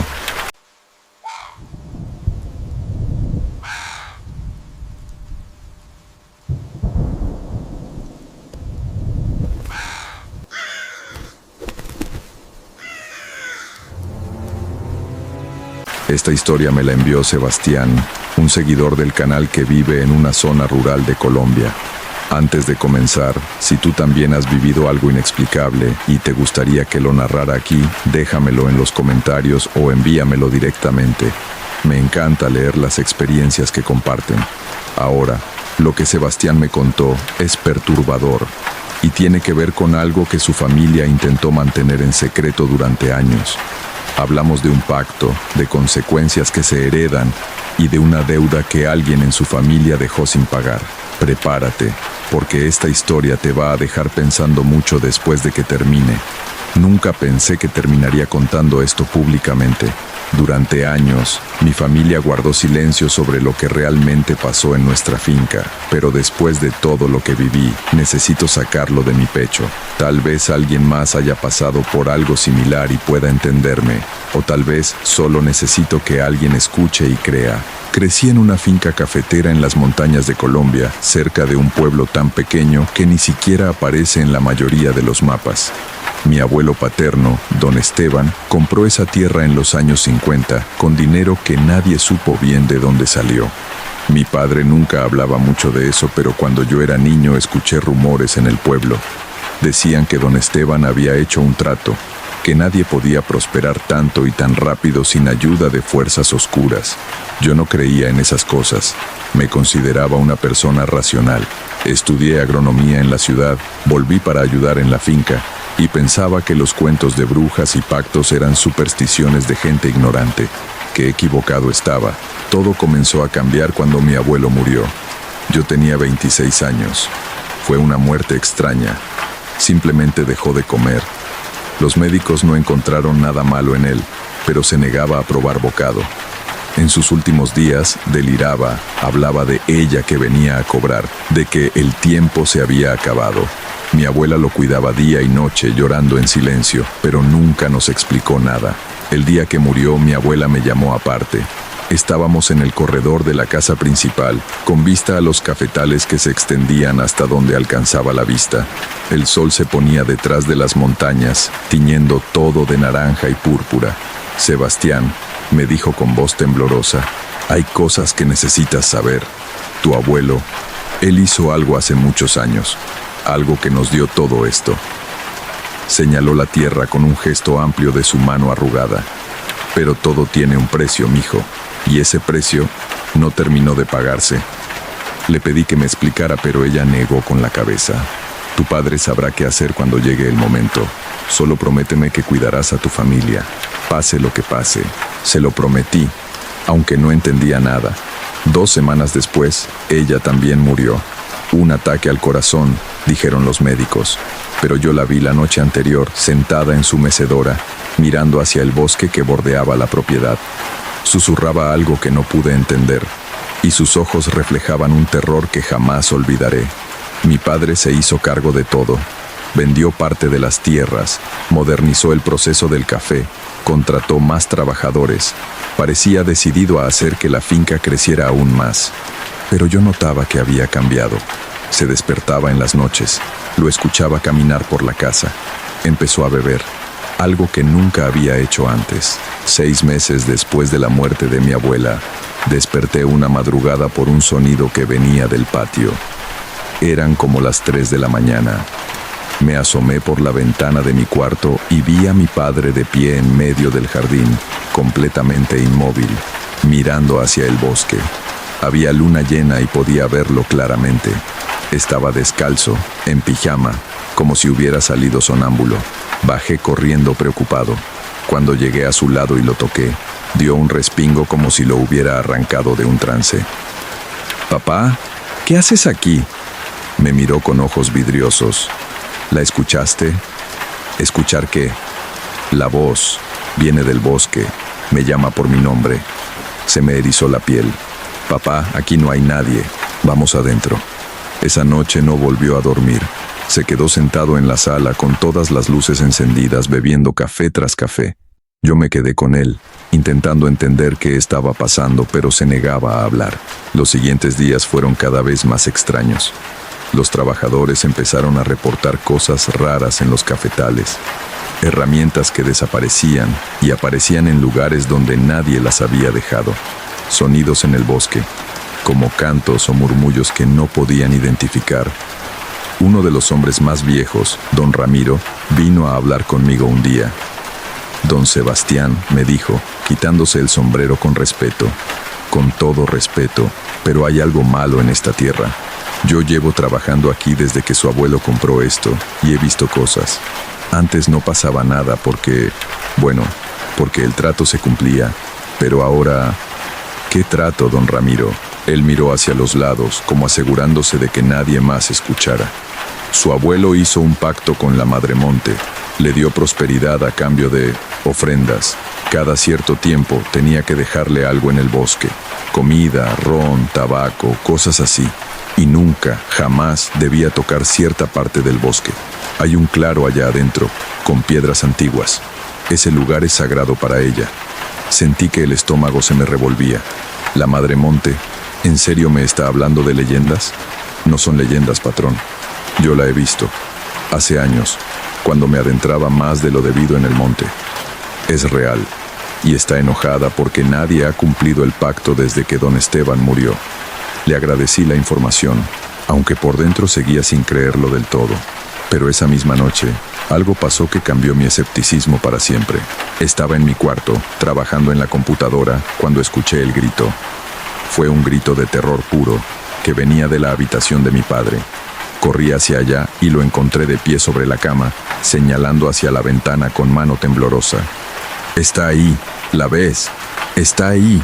Miré hacia donde señalaba. Al principio no vi nada, solo la oscuridad del bosque a lo lejos. Pero entonces, entre los árboles, distinguí una figura. Era alta, demasiado alta para ser una persona normal. Tenía forma de mujer, pero su cabello era largo y parecía moverse como si tuviera vida propia, como ramas y hojas mecidas por el viento. Su piel, o lo que parecía ser piel, brillaba con un tono verdoso bajo la luz de la luna. Me quedé paralizado. La figura se movía entre los árboles con una gracia antinatural, acercándose lentamente a la casa. Podía escuchar un sonido ahora, un susurro que parecía venir de todas partes a la vez. No eran palabras claras, pero de alguna manera entendí el mensaje. Lo que se prometió, se debe pagar. Mi padre se desmoronó en la cama, llorando como un niño. Lo siento tanto. No sabía cómo seguir el pacto. Papá nunca me explicó bien. Pensé que con su muerte todo terminaría. La figura se detuvo justo en el límite del jardín, como si una barrera invisible le impidiera acercarse más. Nos miró directamente, y aunque no podía ver sus ojos con claridad, sentí el peso de su mirada atravesándome. Luego, lentamente, se dio la vuelta y regresó al bosque, desvaneciéndose entre las sombras. Esa noche no dormimos. Mi padre finalmente me contó todo. El abuelo había hecho el pacto cuando era joven, desesperado por salir de la pobreza. La Madre Monte le prometió que la tierra sería próspera, que nunca le faltaría dinero, pero a cambio debía realizar ofrendas específicas cada luna llena y mantener virgen una parte del bosque, sin tocar nunca las piedras antiguas que había allí. Mi abuelo cumplió religiosamente durante décadas, pero conforme envejecía se volvió descuidado, olvidaba algunas ofrendas y lo peor, un año antes de morir, había permitido que unos trabajadores talaran árboles peligrosamente cerca del claro sagrado. No tocaron las piedras, pero violaron el perímetro. La Madre Monte vino a cobrar, primero a él, consumiéndolo lentamente hasta que murió. Luego a mi abuela, quien sabía la verdad y cargaba con la culpa. Y ahora venía por mi padre. «Tienes que hacer las ofrendas, Sebastián», me suplicó. «Es la única manera. Cada luna llena, deja tabaco, ron, frutas y flores en el borde del bosque. Nunca entres al claro, nunca toques las piedras y reza para que ella acepte que el pacto continúe contigo». No sabía si creerle completamente, pero lo que había visto era innegable. Algo estaba en ese bosque, algo antiguo y poderoso. La siguiente luna llena, preparé la ofrenda como mi padre me indicó. Tabaco enrollado a mano, una botella de ron añejo, mangos maduros, flores silvestres y velas. Esperé hasta la medianoche y caminé hacia el bosque con todo en una canasta. El bosque de noche era otro mundo. Los sonidos normales del día, pájaros, insectos, el viento, eran reemplazados por un silencio denso, interrumpido solo ocasionalmente por crujidos que no podía identificar. Llevaba una linterna, pero su luz parecía débil, absorbida por la oscuridad circundante. Llegué al borde del bosque y dejé la canasta en el suelo, justo donde terminaba el pasto del jardín y comenzaba la tierra del monte. Me arrodillé, como mi padre me había dicho que hiciera, y hablé en voz alta. «Señora del monte, traigo estas ofrendas con respeto. Pido perdón por las faltas de mi familia y prometo cumplir el pacto que mi abuelo hizo». El silencio se profundizó. Podía sentir que algo me observaba desde la oscuridad. El aire se volvió más frío, y un olor a tierra mojada y vegetación en descomposición me envolvió. Entonces la escuché, una voz que parecía venir del viento mismo, grave y múltiple, como si muchas voces hablaran al unísono. El pacto fue roto, la sangre debe pagar. Se me secó la boca. ¿Qué quiere decir? Tu abuelo prometió su línea, 3 generaciones de servicio. Él cumplió. Tu padre falló. Ahora tú debes pagar la deuda completa o tomar su lugar. Sentí que las piernas me temblaban. ¿Tomar su lugar? ¿Qué significa eso? La voz no respondió. En cambio, la canasta comenzó a moverse, arrastrada hacia el bosque por manos invisibles. La vi desaparecer entre los arbustos y luego, silencio. Corrí de regreso a la casa, con el corazón martilleando en mi pecho. Mi padre me esperaba despierto. ¿Qué te dijo? Le conté todo. Él se puso pálido. Tomar su lugar significa que uno de nosotros debe quedarse con ella, en el bosque, para siempre. Los siguientes días fueron de investigación frenética. Hablé con ancianos del pueblo, con gente que conocía las viejas historias. Todos me dijeron lo mismo. Los pactos con la Madre Monte eran reales, antiguos y extremadamente peligrosos de romper. Algunos sugerían rituales de limpieza, otros decían que debíamos abandonar la tierra, pero un anciano curandero llamado Don Jacinto, me ofreció una posibilidad. Puedes renegociar, me dijo, pero tendrás que ir al claro, hablar con ella directamente. Es peligroso, puede que no salgas, pero es la única manera de cambiar los términos. Le pregunté cómo llegar al claro. Él dibujó un mapa rudimentario en un papel. Sigue el arroyo hacia arriba, hasta que encuentres las 3 ceibas gemelas. Desde ahí, camina hacia donde sale el sol. Encontrarás las piedras. Pero escúchame bien, muchacho, no vayas de día. Ella solo negocia de noche y lleva una ofrenda que valga la pena. Algo personal, algo que signifique un sacrificio real para ti. Pasé una semana preparándome. Pensé en qué podría ofrecerle que tuviera verdadero valor. Finalmente, decidí llevar el reloj de oro de mi abuelo, una reliquia familiar que mi padre me había dado cuando cumplí 21. Era lo más valioso que tenía, no en términos de dinero, sino de significado emocional. La noche elegida fue de luna nueva, la más oscura del mes. Mi padre intentó detenerme, pero le dije que era la única manera. Si yo no lo intentaba, él moriría como mi abuelo, consumido lentamente por algo que no podíamos combatir. Entré al bosque a las 11 de la noche. El silencio era absoluto, opresivo. Seguí el arroyo, guiándome más por el sonido del agua que por la vista, ya que la oscuridad era casi total, incluso con la linterna. El camino parecía alargarse infinitamente, como si el bosque creciera a mi alrededor. Finalmente encontré las 3 ceibas. Eran enormes, sus troncos tan anchos que hubieran necesitado 5 personas para abrazarlos. Sus raíces se entrelazaban formando una especie de portal natural. Pasé entre ellas, sintiendo que cruzaba un umbral hacia algo antiguo y ajeno. Caminé hacia el este, donde había salido el sol esa mañana. El terreno subía y bajaba, raíces sobresalían intentando hacerme tropezar. Escuchaba sonidos a mi alrededor, pasos que coincidían con los míos, respiraciones que no eran la mía, susurros en un idioma que no reconocía. Y entonces llegué al claro. Era más grande de lo que imaginaba. Un círculo perfecto donde no crecía ningún árbol, solo hierba baja y flores blancas que brillaban con luz propia. En el centro había 7 piedras verticales, dispuestas en círculo, cubiertas de musgo y símbolos tallados que no pude descifrar. El aire allí era diferente, cargado, como antes de una tormenta. Di un paso hacia el centro y las flores se apagaron. La oscuridad se volvió absoluta. Mi linterna se apagó sola. «Has venido». La voz surgió de todas partes. Giré sobre mí mismo, intentando ubicar su origen, pero era imposible. «Sí», respondí, intentando que mi voz no temblara. «Vengo a renegociar el pacto». Una risa resonó, no cruel, sino antigua, como el sonido de hojas secas arrastradas por el viento. «¿Qué ofreces?» Saqué el reloj de mi bolsillo. Esto era de mi abuelo. Es todo lo que tengo de él. Algo se movió en la oscuridad. Sentí una presencia acercarse, rodeándome. El olor a tierra y vegetación se intensificó. Un reloj, tiempo medido por metal y engranajes. ¿Crees que eso me importa? Tragué saliva. Es lo que significa. El tiempo que pasé con él. Los recuerdos. Se los estoy dando. Hubo silencio. Luego, sentí algo rozar mi mano. Dedos largos, fríos, tomaron el reloj. Desapareció de mi palma. Interesante. Hace mucho que nadie me ofrece recuerdos, pero no es suficiente para cancelar la deuda. ¿Qué más quiere? Tu abuelo prometió 3 generaciones. Él sirvió. Tu padre falló. Tú eres el tercero.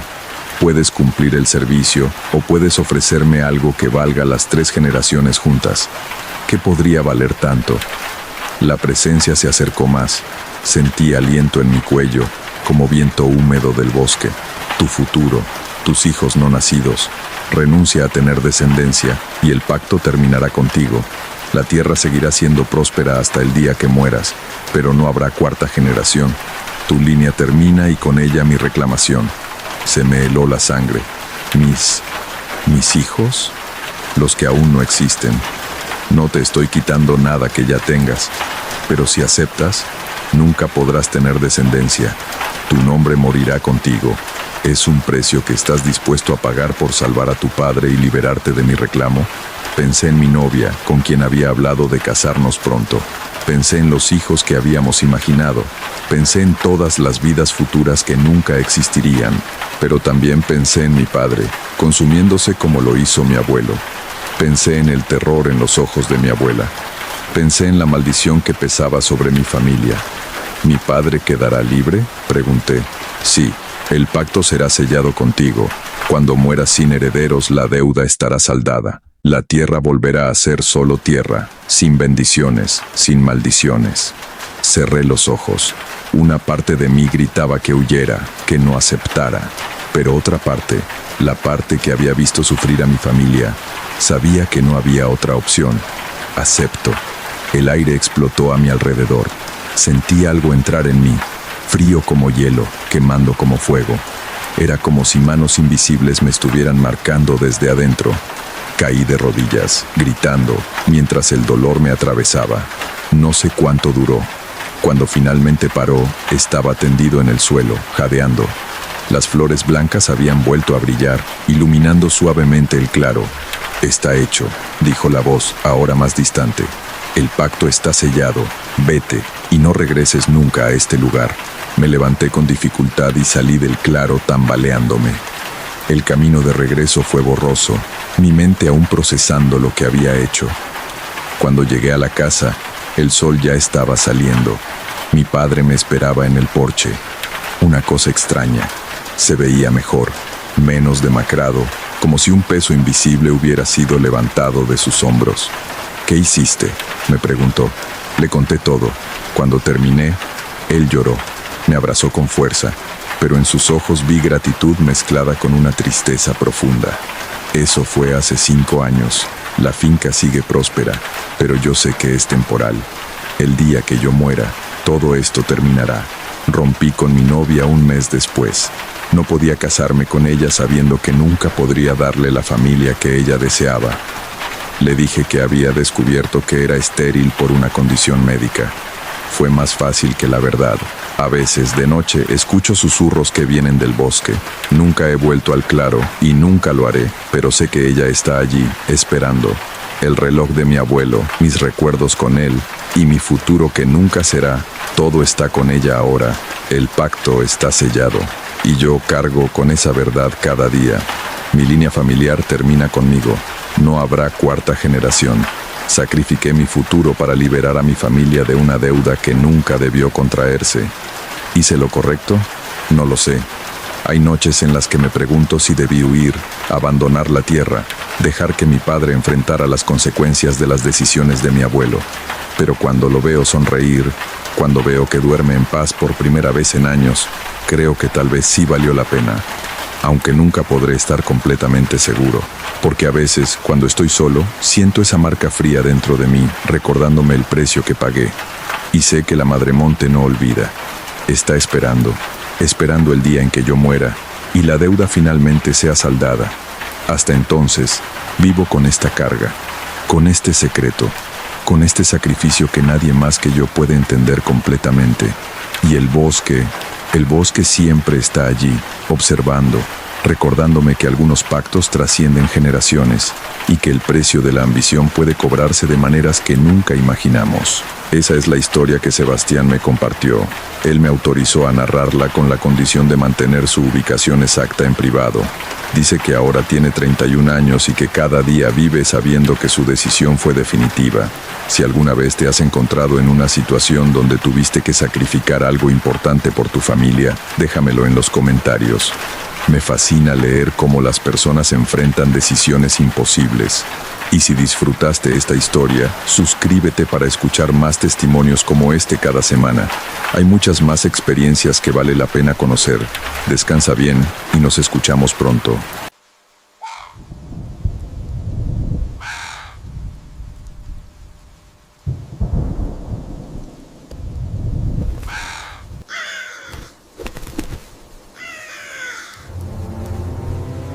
Esta historia me la envió Sebastián, un seguidor del canal que vive en una zona rural de Colombia.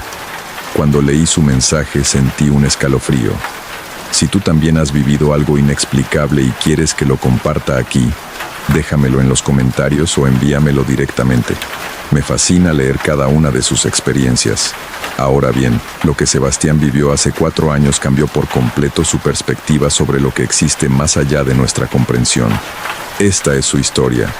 Mi nombre es Sebastián, tengo 32 años, y durante mucho tiempo me consideré una persona completamente escéptica. Crecí en Bogotá, estudié ingeniería, trabajé en empresas multinacionales.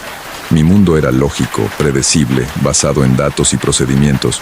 Nunca creí en fantasmas, en brujerías, en nada de eso, hasta que heredé la finca de mi abuelo paterno. Cuando mi abuelo murió en 2020, dejó en su testamento que la propiedad familiar, ubicada en las montañas cerca de un pequeño pueblo llamado San Vicente, pasara a mis manos. Yo apenas había visitado ese lugar 2 veces en mi infancia. Recordaba vagamente una casa grande de adobe, rodeada de cafetales y niebla perpetua.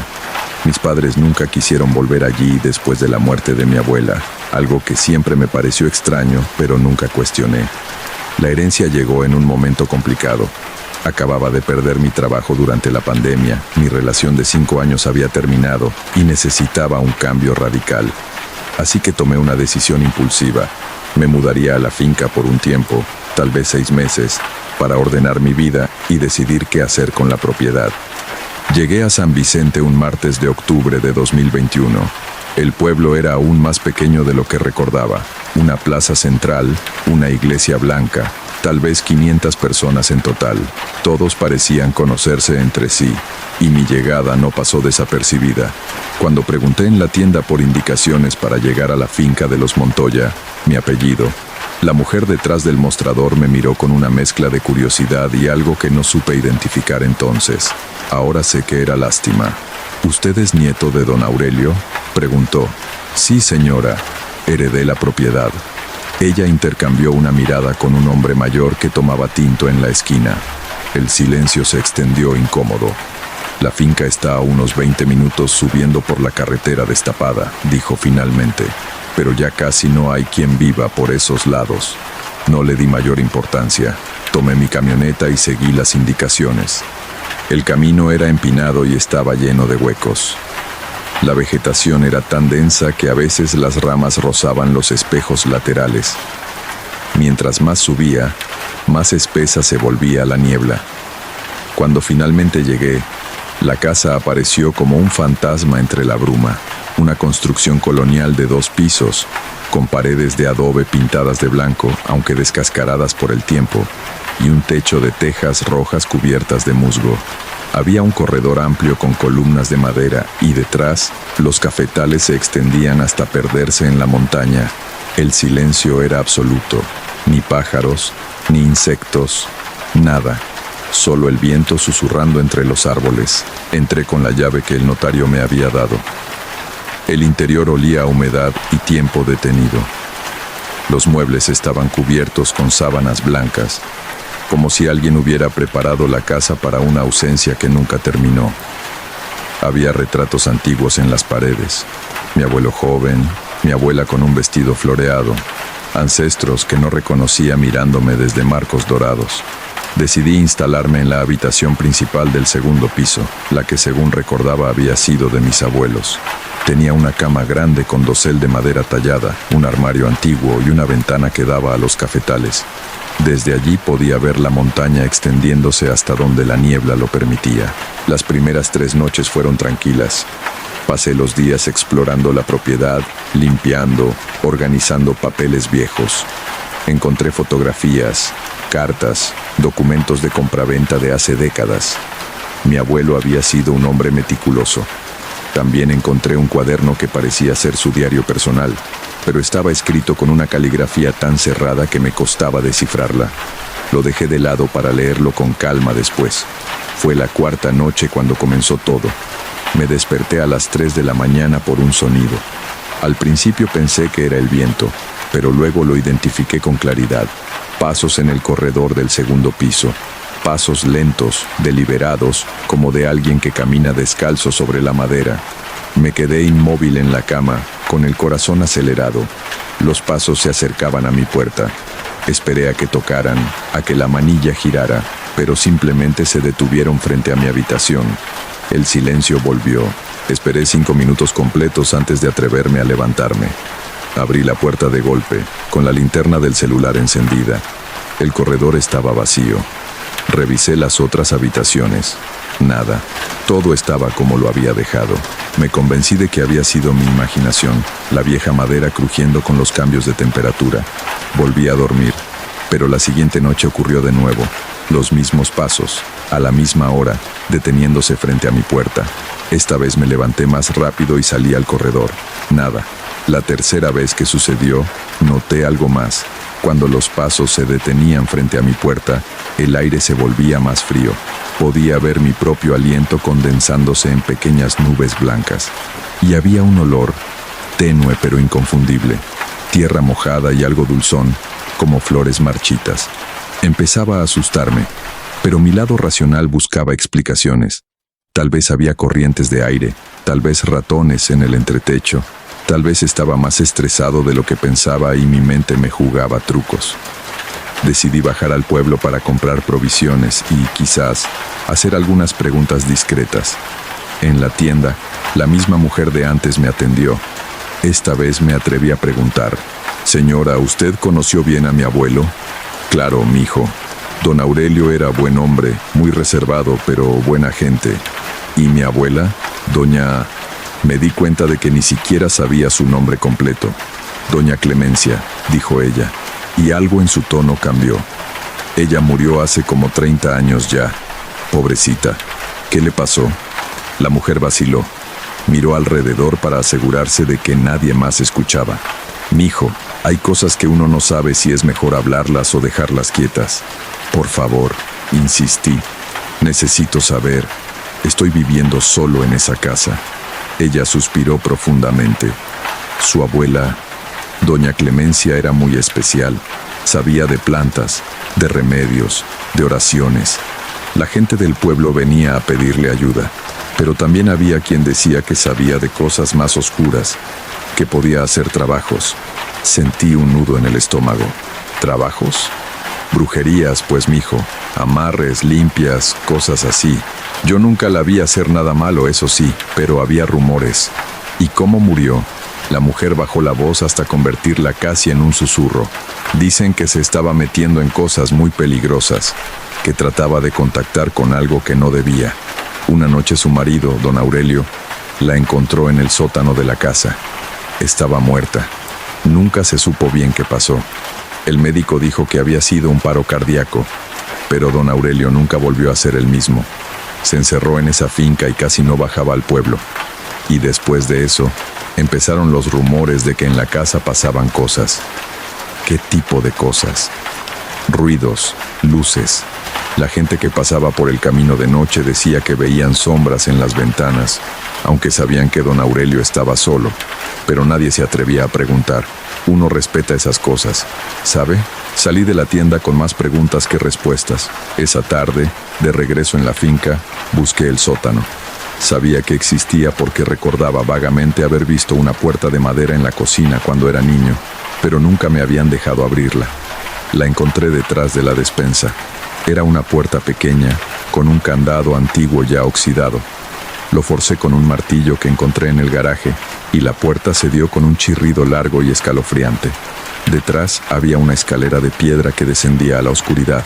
Encendí la linterna de mi celular y bajé con cuidado. Los escalones estaban húmedos y resbaladizos. El sótano era más grande de lo que esperaba. Las paredes eran de piedra, el techo bajo. El aire era denso y difícil de respirar. Había estantes con frascos de vidrio llenos de líquidos oscuros, hierbas secas, cosas que no supe identificar. En el centro del espacio había una mesa de madera manchada, y alrededor de ella, dibujado con tiza blanca en el suelo de tierra, un círculo con símbolos que no reconocía. Las velas que rodeaban el círculo estaban consumidas hasta ser solo charcos de cera negra.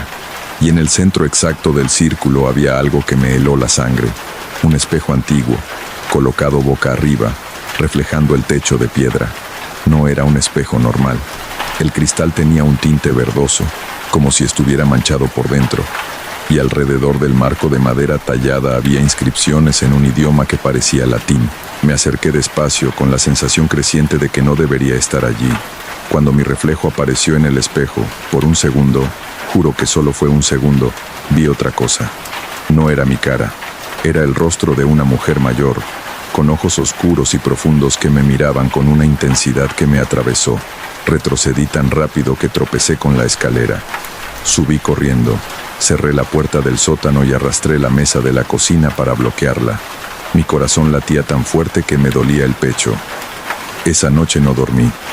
Me quedé en la sala con todas las luces encendidas, el celular en la mano listo para llamar a quien fuera, aunque sabía que no había cobertura confiable en la montaña. Pero no pasó nada.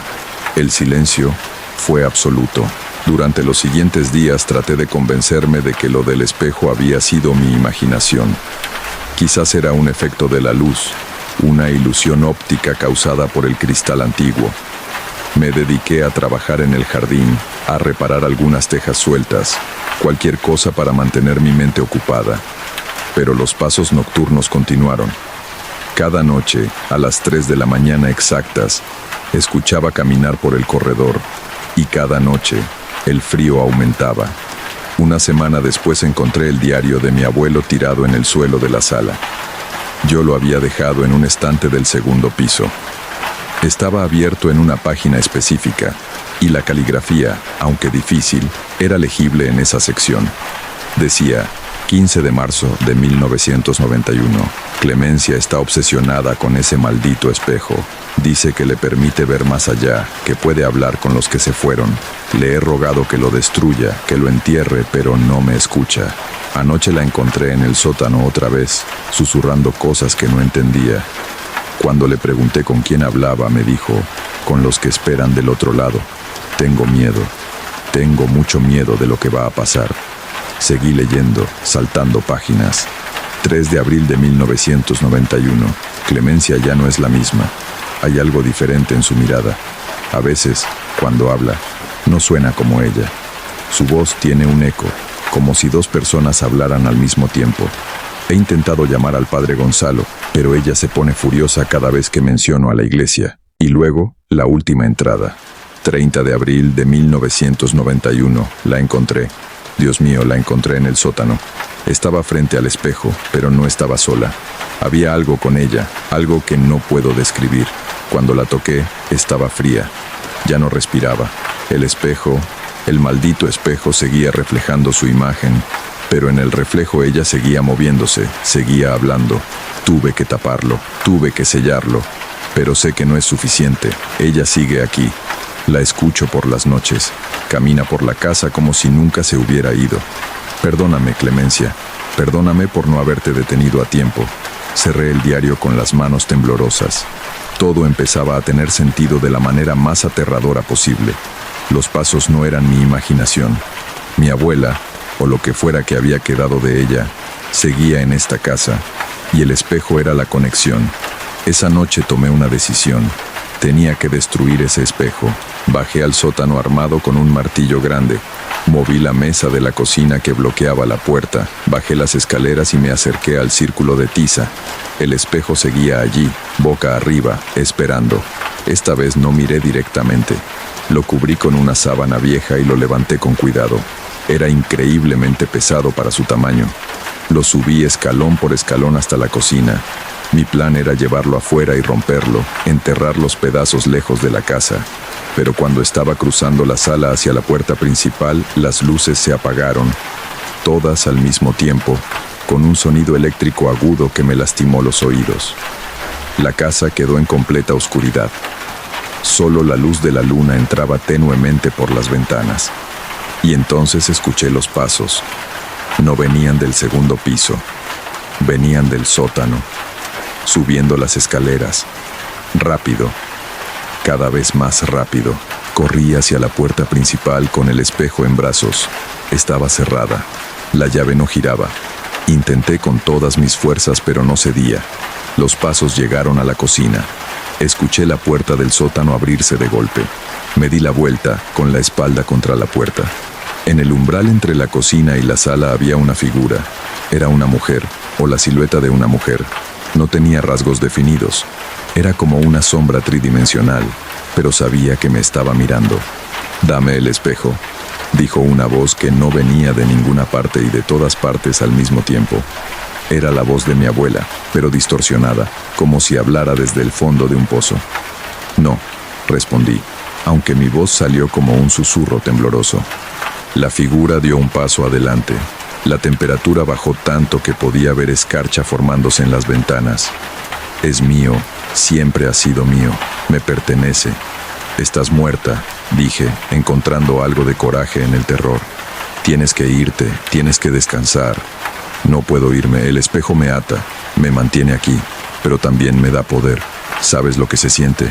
Ver más allá, hablar con los que están del otro lado, es hermoso y terrible al mismo tiempo. Te está destruyendo, te destruyó». La sombra se detuvo, por un momento pareció vacilar. «Yo elegí esto», dijo, pero ahora su voz sonaba diferente, más humana, más triste. «Elegí quedarme, no quería dejarlo solo. A Aurelio, él me necesitaba. Él sufrió por ti, vivió con miedo. Lo sé y no pude evitarlo. El espejo no solo me deja quedarme, me obliga. Soy prisionera de mi propia elección». Entendí entonces lo que tenía que hacer. No podía destruir el espejo mientras ella siguiera atada a él. Tenía que liberarla primero. «¿Qué necesitas?», pregunté. «¿Qué necesitas para poder irte?». El silencio se extendió largo. Luego, «Que me perdone, que Aurelio me perdone. Mi abuelo había muerto hacía un año, pero tal vez». Dejé el espejo en el suelo con cuidado. Saqué mi celular, agradeciendo que tuviera algo de batería. Busqué entre mis fotos hasta encontrar una que había tomado días atrás. Un retrato de mi abuelo que colgaba en el estudio del segundo piso. En la foto, él miraba directamente a la cámara con expresión seria pero no dura. Era la mirada de alguien que había vivido mucho, sufrido mucho, pero conservaba algo de paz. Levanté el celular para que la sombra pudiera ver. «Él guardó tu foto en su habitación hasta el día de su muerte», dije. Era verdad. Nunca se casó de nuevo. Nunca dejó de amarte. Si hay algo que sé es que te perdonó. Te perdonó porque te amaba. La sombra se quedó inmóvil. Luego comenzó a cambiar. Dejó de ser una masa oscura y empezó a tomar forma. Vi el rostro de una mujer mayor, arrugada pero con facciones amables. Sus ojos estaban llenos de lágrimas que no podían caer. «Gracias», susurró. Y entonces vi algo extraordinario. Del espejo comenzó a emanar una luz tenue, dorada. La sombra, mi abuela, caminó hacia ella como hipnotizada. Cuando tocó el cristal, su mano no se detuvo en la superficie. Atravesó el espejo como si fuera agua. Su cuerpo entero comenzó a disolverse en esa luz, como humo que se dispersa. «Descansa», dije. «Descansa ahora». Ella me miró una última vez. Sonrió y desapareció completamente en el espejo. La luz dorada se apagó. El espejo volvió a ser solo un objeto antiguo con cristal verdoso. Pero algo había cambiado. Ya no se sentía amenazante. Se sentía vacío, inerte. Las luces de la casa volvieron a encenderse solas. La temperatura regresó a la normalidad. Escuché a los grillos cantar afuera, un sonido que no había oído en semanas. Esa noche dormí por primera vez en paz. No hubo pasos, no hubo frío, nada. Al día siguiente llevé el espejo al pueblo. El padre Gonzalo, el sacerdote de la iglesia, era un hombre de 70 años con manos temblorosas pero mirada firme. Le conté todo. Él no se sorprendió. Me dijo que conocía la historia de mi abuela, que había intentado ayudarla cuando aún vivía, pero ella había rechazado su ayuda. «Hay líneas que no se deben cruzar», me dijo. «Tu abuela las cruzó porque pensó que podría controlar lo que encontrara del otro lado. Pero nadie puede controlarlo. Solo podemos elegir no invocarlo». Bendijo el espejo, rezó sobre él. Luego lo envolvió en tela consagrada y me ayudó a enterrarlo en el cementerio del pueblo, sin lápida, sin marca, solo tierra. Regresé a la finca esa tarde. El aire se sentía diferente, más ligero. Esa noche cené en el corredor mirando la montaña mientras el sol se ocultaba detrás de la niebla. Era hermoso. Los pasos nunca volvieron. La casa dejó de estar fría. Poco a poco empecé a escuchar sonidos normales. Pájaros, insectos, el viento entre los cafetales. La finca volvió a sentirse viva. Encontré más entradas en el diario de mi abuelo, de años después de la muerte de mi abuela. En ellas describía cómo había tratado de vivir con el peso de lo que había pasado, cómo había elegido quedarse en la finca a pesar del miedo porque sentía que la abandonaría si se iba. Eran páginas llenas de dolor pero también de amor inquebrantable. Ahora entiendo por qué mis padres nunca quisieron volver. Probablemente sabían o intuían que algo oscuro había ocurrido aquí, pero también entiendo por qué mi abuelo me dejó este lugar. Él quería que alguien de la familia volviera, que no dejara que la casa muriera con sus secretos. Me quedé en la finca 6 meses, como había planeado originalmente. En ese tiempo restauré la casa, limpié los cafetales, reconstruí cercas. Fue terapéutico, sanador. El pueblo empezó a acercarse de nuevo. Algunos de los viejos trabajadores que conocían a mi abuelo volvieron a ofrecer ayuda. La finca empezó a sentirse como un hogar y no como un mausoleo. Antes de irme, guardé el diario de mi abuelo en una caja fuerte que instalé en el estudio. Algún día, si tengo hijos, si ellos quieren saber la verdad sobre sus ancestros, podrán leerlo. Pero no destruiré esa historia. Merece ser recordada, no por el horror, sino por lo que enseña sobre las elecciones que hacemos y las consecuencias que traen. También aprendí algo sobre mí mismo en esos meses.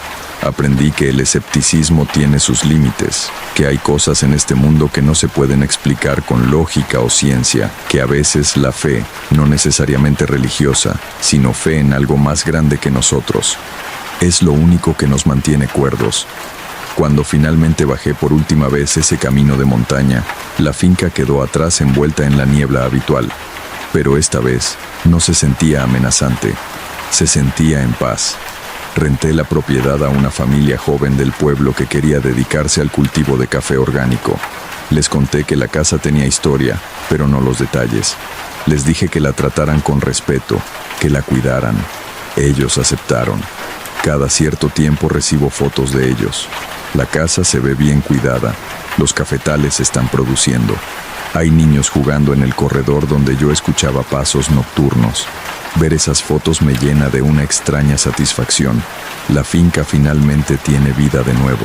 A veces, cuando estoy a punto de dormir en mi apartamento de la ciudad, pienso en mi abuela Clemencia. Me pregunto si encontró la paz que buscaba del otro lado. Si finalmente pudo reunirse con mi abuelo en algún lugar donde los espejos no importan y las sombras no existen. Quiero creer que sí. Quiero creer que el amor, incluso después de la muerte, incluso a través del terror y la oscuridad, encuentra la manera de sanar lo que está roto. Hay noches en que sueño con la finca. En esos sueños, camino por el corredor del segundo piso y escucho una voz cantando en la cocina. Es la voz de una mujer mayor, cálida y amable, cantando canciones viejas mientras prepara café. Cuando bajo las escaleras para ver quién es, nunca hay nadie. Pero el aroma del café permanece y en la mesa hay 2 tazas servidas, aún humeantes. No tengo miedo en esos sueños. Me siento acompañado. Tal vez son solo sueños, productos de mi subconsciente procesando lo vivido. O tal vez es la forma que tiene mi abuela de decirme que todo está bien, que finalmente descansa, que agradece lo que hice. No lo sé con certeza, pero he aprendido a estar en paz con el misterio, a aceptar que no todas las preguntas tienen respuestas y no todas las historias tienen finales perfectamente cerrados. Lo que sí sé es esto: hay fuerzas en este mundo que no comprendemos, puertas que no deberíamos abrir, reflejos que no deberíamos mirar, y cuando alguien que amamos cruza esas líneas, lo único que podemos hacer es tratar de traerlos de vuelta con amor y perdón, porque al final, el amor es lo único más fuerte que la muerte, más fuerte que el miedo, más fuerte que cualquier espejo maldito o sombra que acecha en la oscuridad. Esa es la lección que mi abuela Clemencia me enseñó sin querer. Y es una lección que llevaré conmigo el resto de mis días. Eso es todo lo que Sebastián quiso compartir conmigo. Me dijo que escribir su historia fue parte de su proceso de sanación y que espera que alguien más que haya vivido algo similar encuentre consuelo en saber que no está solo. Si esta historia te hizo pensar en alguna experiencia propia, me encantaría que la compartieras en los comentarios. A veces hablar de estas cosas, por extrañas que parezcan, nos ayuda a procesarlas. Y si disfrutaste este relato, considera suscribirte al canal. Cada semana traigo historias como esta, enviadas por personas reales que vivieron lo inexplicable. Cuídate mucho, descansa bien, y nos escuchamos en la próxima historia.